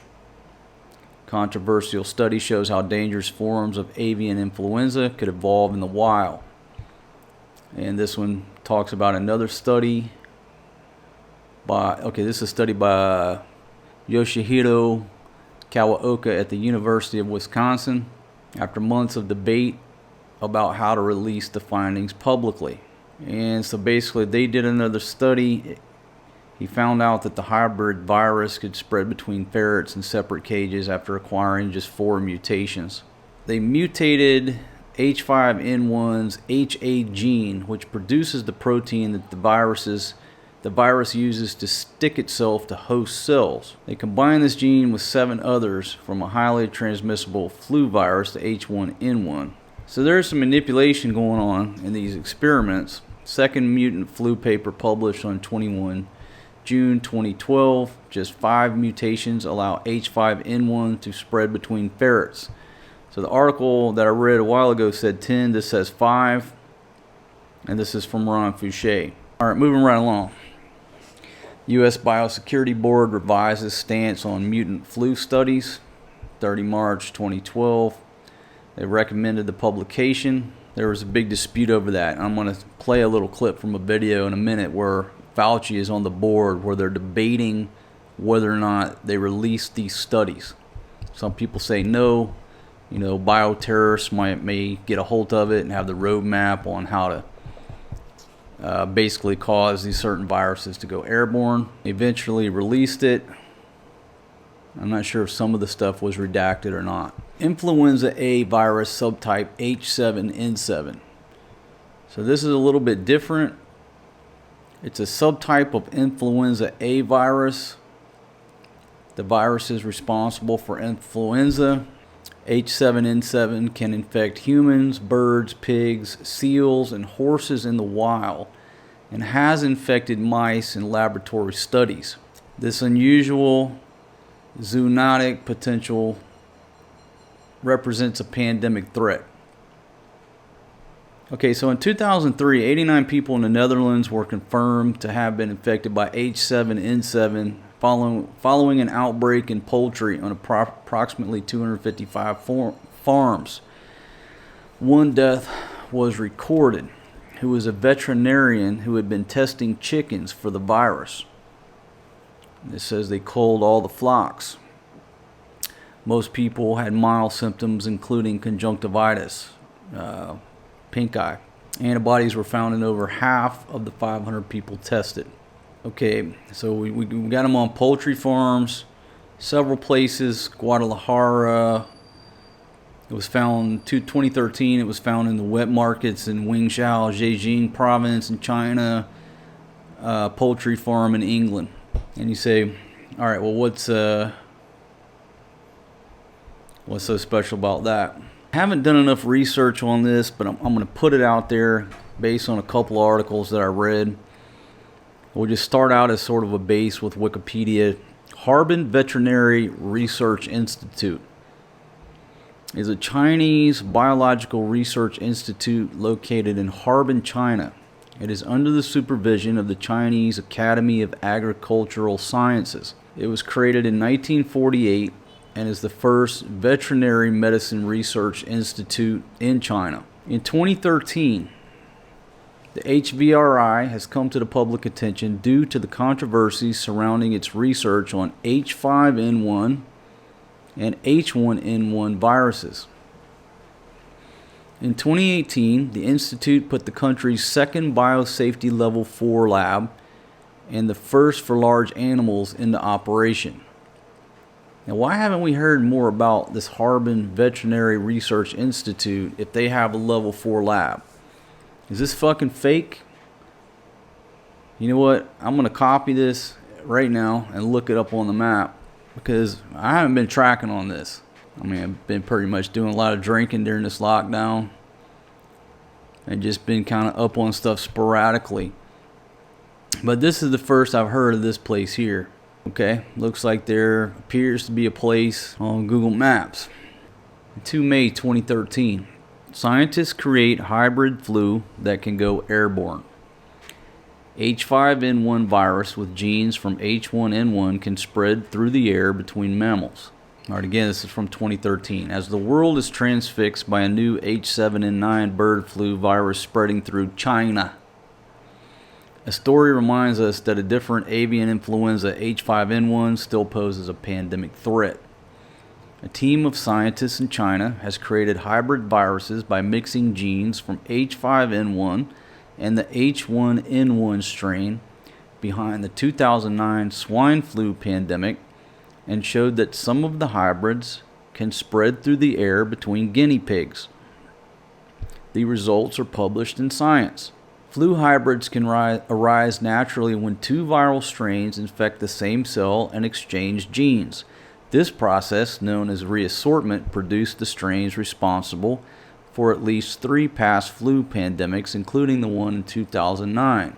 Okay, it goes down. If these mammalian transmissible H5N1 viruses are generated in nature, a pandemic will be highly likely, says Hualan Qin, a virologist at the Harbin Veterinary Research Institute of the Chinese Academy of Sciences. Okay, Chin's results are likely to reignite the controversy that plagued the flu community last year when 2 groups found that H5N1 could go airborne if it carried certain mutations in a gene that produced a protein called HA.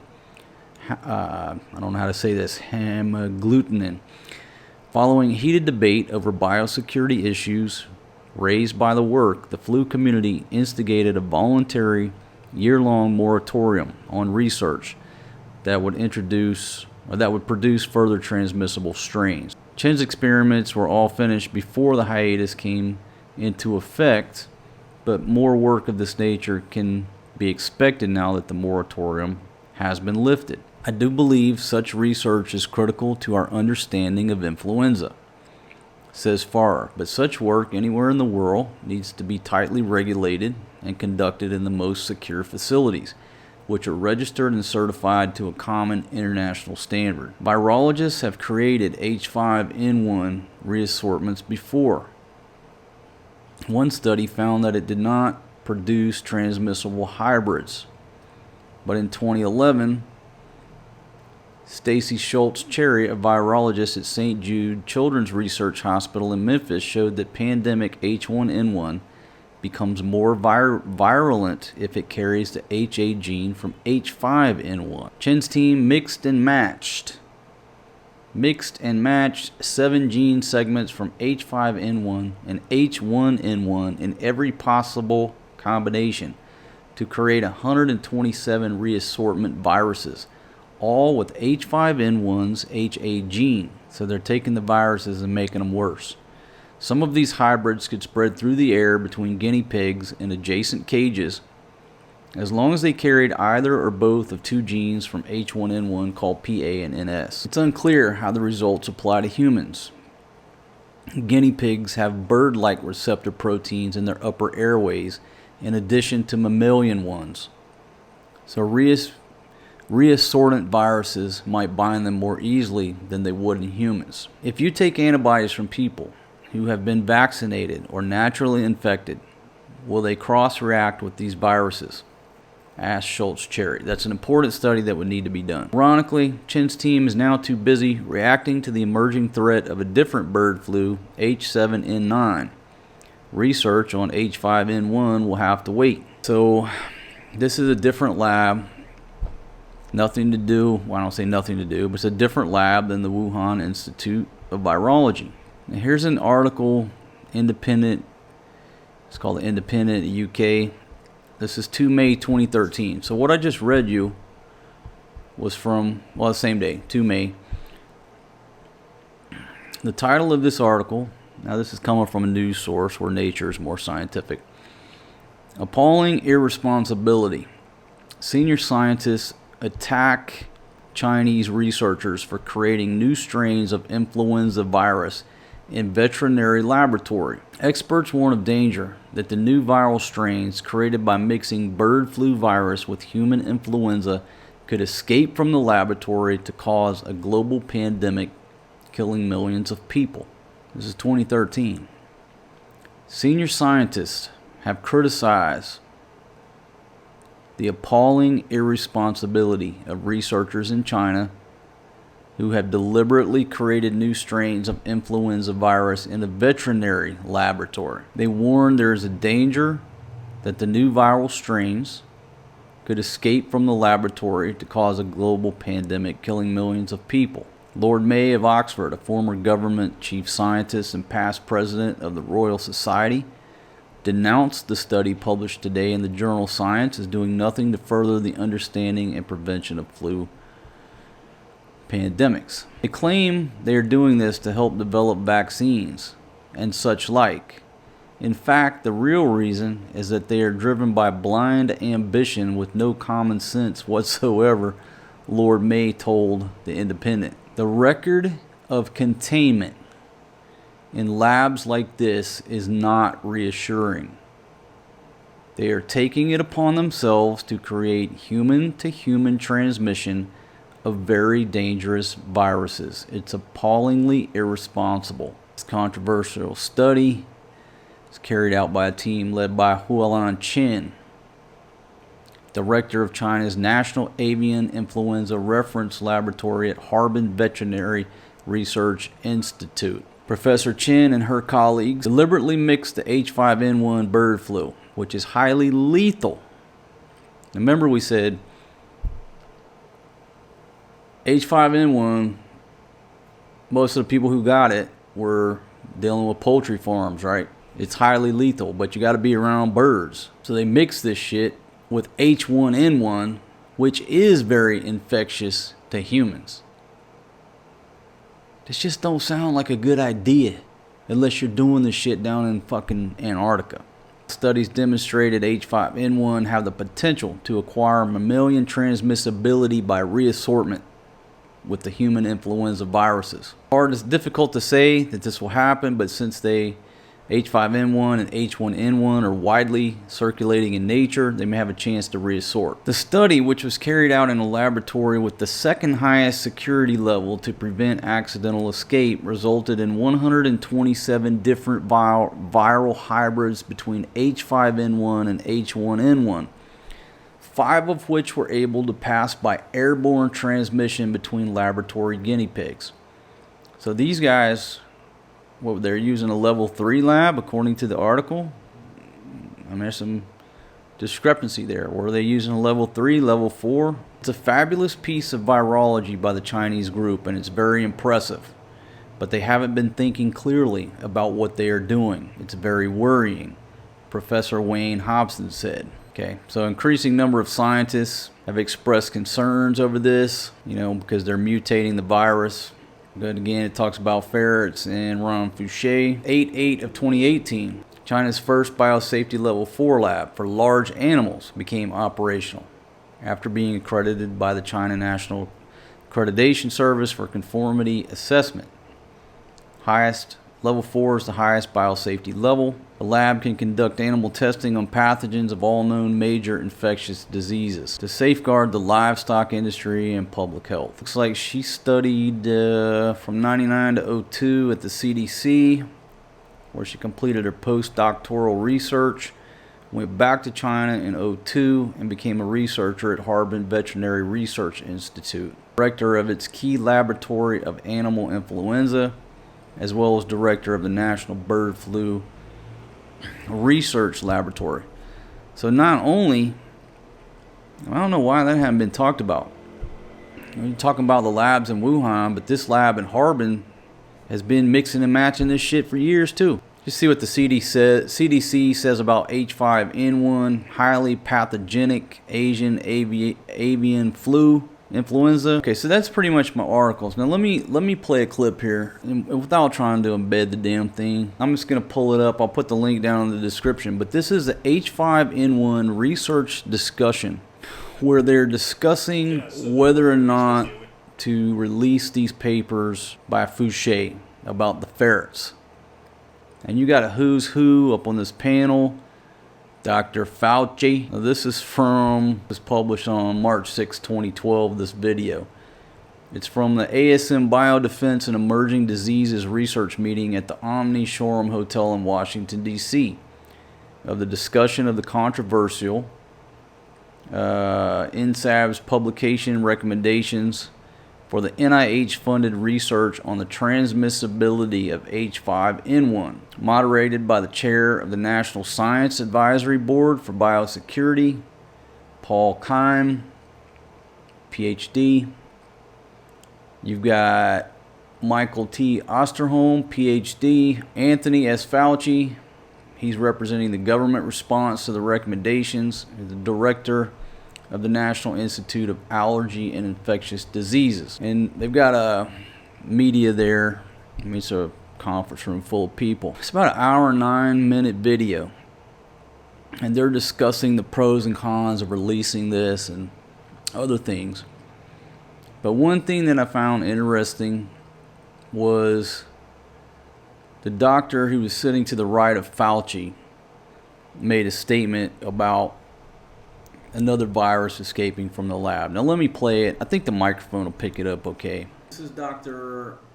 I think it's Osterholm.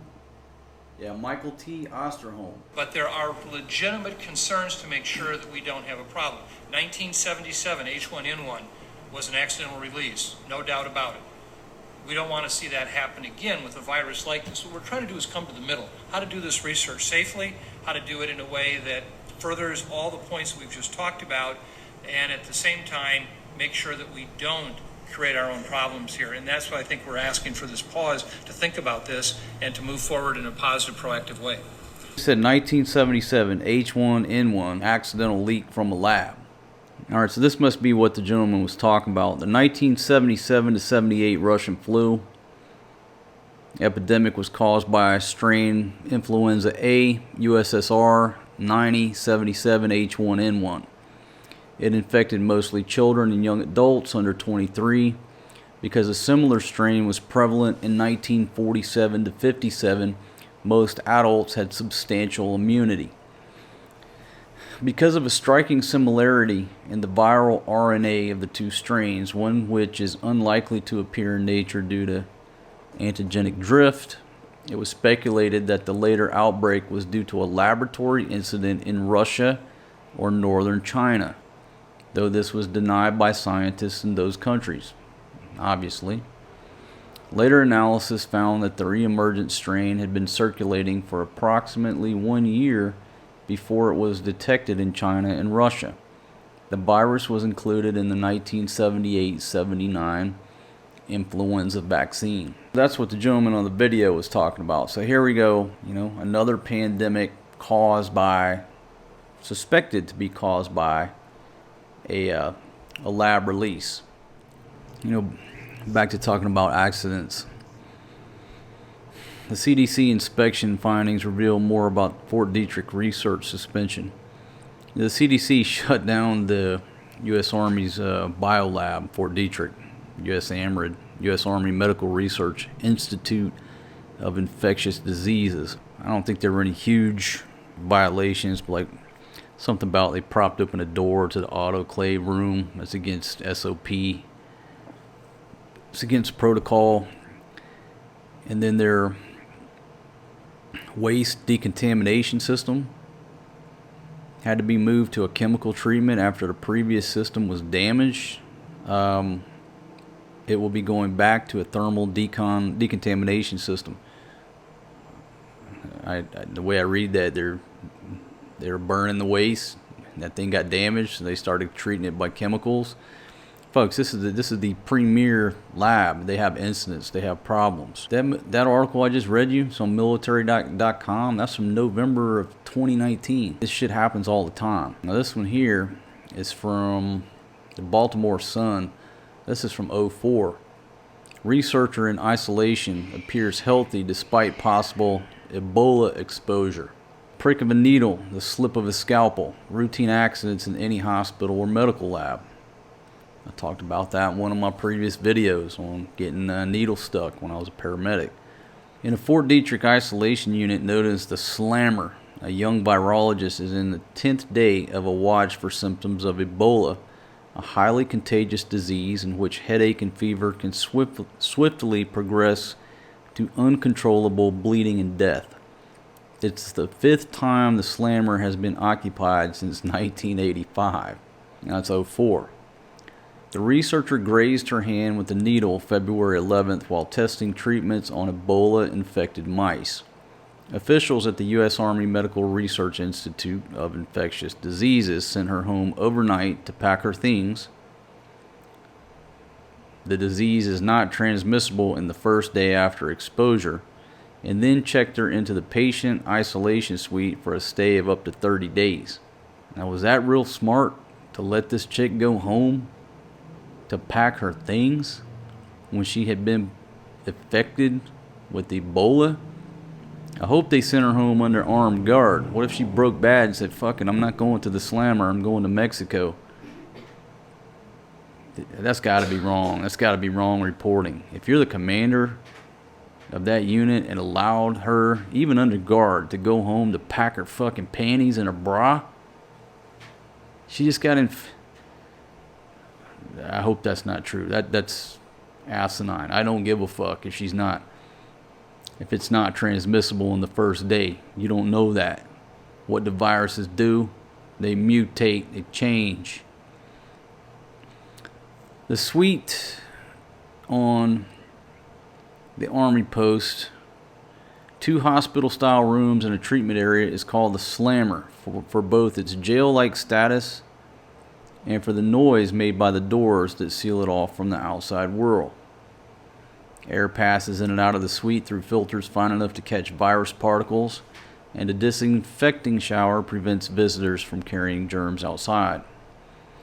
The virologist, a postdoctoral fellow who has worked at US AMRID since '02, so she's been there 2 years, appears to be fine so far. They still cannot be certain for another week or longer if she's going to get sick or not. So far, everything is negative. It's great that she's at day 9 with no symptoms. Be nervous for the first few days, but I feel better with every day that passes.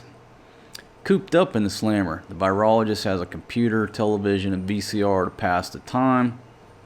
Doctors stop by to take blood samples. Fellow scientists visit to keep her company. When the accident occurred, the researcher was holding an anesthetized mouse in her hand while injecting it in the stomach with a syringe. She was wearing a surgical glove with the biosafety suit on top. There's always a trade-off between safety and manual dexterity, said Jarling, a virologist who has worked with Ebola, smallpox, and other germs for 3 decades. You want protection, but you don't want to work with mittens on. And needle sticks are always what scare me the most. The scientist, whose identity is being withheld, is one of a growing number of bioscientists working with exotic pathogens. Funding for such work has ballooned since 9/11 and the anthrax attacks. Now, this is back again, '04. US AMRID has one of 4 level 4 labs, but at least 6 more planned, including 2 more at Fort Detrick, to be operated by NIH and the Department of Homeland Security. Soviet bioweapons experts studied Ebola and weaponized a close cousin, the Marburg virus. One Soviet scientist died in 1988 after accidentally pricking his thumb with a Marburg-loaded syringe, according to Soviet defector Ken Alibek, who told the story in his 1999 memoir, Biohazard. The virologist who treated the mouse this month is the 13th patient admitted to the Slammer since it opened in 1972, according to US AMRID. The previous 12 had possible exposure to deadly viruses. 6 by skin puncture, and 6 by inhalation. None developed any disease. But 3 workers in the now defunct offensive bioweapons program at Fort Detrick died of accidental infections in the 50s. Despite the facility's recent safety record, working with lethal germs can be daunting, particularly for young researchers. Jarling recounted his first experience in a level 4 lab 30 years ago when he had to extract Lassa fever virus from a sealed glass tube by snapping it in two, a technique that scientists have abandoned. You're holding this busted glass tube with enough virus in it to kill you hundreds of times over, and I remember thinking, what the hell am I doing here? Folks, I think we've beat the dead horse of the fact that accidents happen in these labs quite frequently. I think probably in the US we go overboard. They go overboard on safety protocols to the point that it probably slows down research. The Chinese, I would surmise, don't take it as seriously, which allows them to conduct their research faster. I don't want to use the word efficient, because efficient would mean that everything works. It allows them to conduct research faster because they don't have all the protocols, or if they do, they're not following them. And then you get unlucky one day, the world gets unlucky, and you release this shit onto the world's population. And one of the things that, going back to the ferrets, Dr. Fouché was saying, ferrets that they were giving H5N1 to, I guess they would swab them nasally and then swab the next ferret to infect them. They said that all those ferrets lived, they recovered. But the ferrets that got introduced via, higher doses, via, I don't know if they did them endotracheally. I can't even remember which video it was to pull it up. Or maybe it was that one they were talking about. But basically, when it got down into the lower airways, that's when it became fatal. So all the ferrets that just breathed it in, the route into the body, which is the mucus in the upper respiratory section, they all lived. Get it down low into the lungs, there was a mortality rate. Got me to thinking about why are doctors and nurses, younger, well, not all of them, I mean, I guess some doctors are older, but why are doctors and nurses dying? Our medical personnel. Now think about this for a minute. And this conversation is just to invoke thought. The medical personnel, now maybe early on when they ran out of PPE, they weren't operating with proper personal protective equipment. And some places, countries outside the West, they still aren't operating with proper PPE. But why? It seems to me that it's a disproportionate number that the doctors and the nurses were dying. And so you sit there and you think about that. You've got a population or a demographic of these workers who on a daily basis are exposed to so many different pathogens that their immune systems are fucking top notch, right? I mean, every day working in a hospital, every day working the ambulance, every day having people cough on you, get urine on you, puke on you, blood, poop. So you're talking about those folks in that profession have a rock solid immune system. They have to. They're around this crap every day.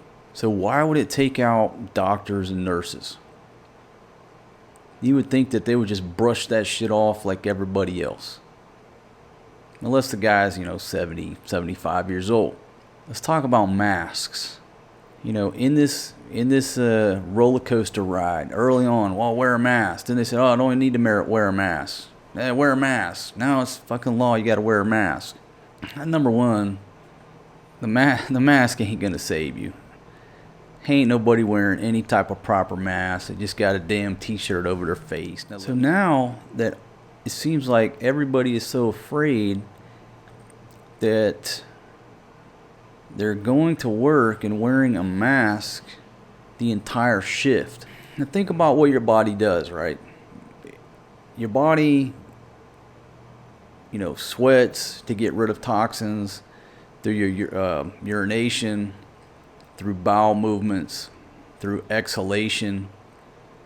You breathe in oxygen, you breathe out CO2, and it's so like your body naturally has a way to get rid of all these toxins.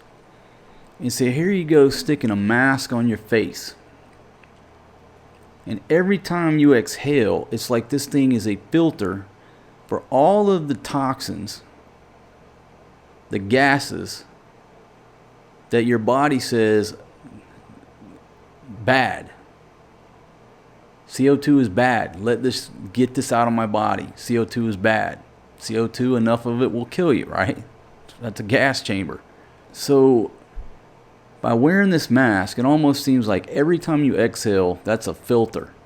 But it's trapping all of the toxins on the wrong motherfucking side of the filter. It's almost like when you breathe in, okay, it's trapping toxins on this side of the filter, but it's almost like it's a double-edged sword where you're trapping more toxins on this side of the mask, especially if you've been exposed to the virus.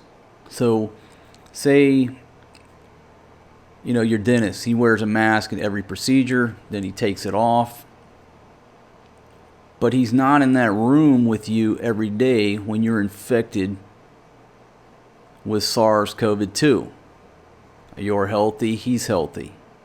It's not all day, it's a limited time, then he goes back to breathing fresh air in between patients. Same with the surgeon. So now you take the medical people and you make them wear a mask every day, all day, since this shit started. Now we're going on months. So if they are exposed to this virus, they're trying to exhale, the body's trying to get rid of the virus, but it's being trapped right there on the proximal side of the fucking mask, and then you're just rebreathing this shit. It's like a closed oxygen system full of fucking virus. Now, it may confuse the way I explain that, but Fouché said that in a normal transmission with these ferrets, just from nasal to nasal, right? Intranasal to intranasal, they all lived. They just, fever, whatever, brushed it off.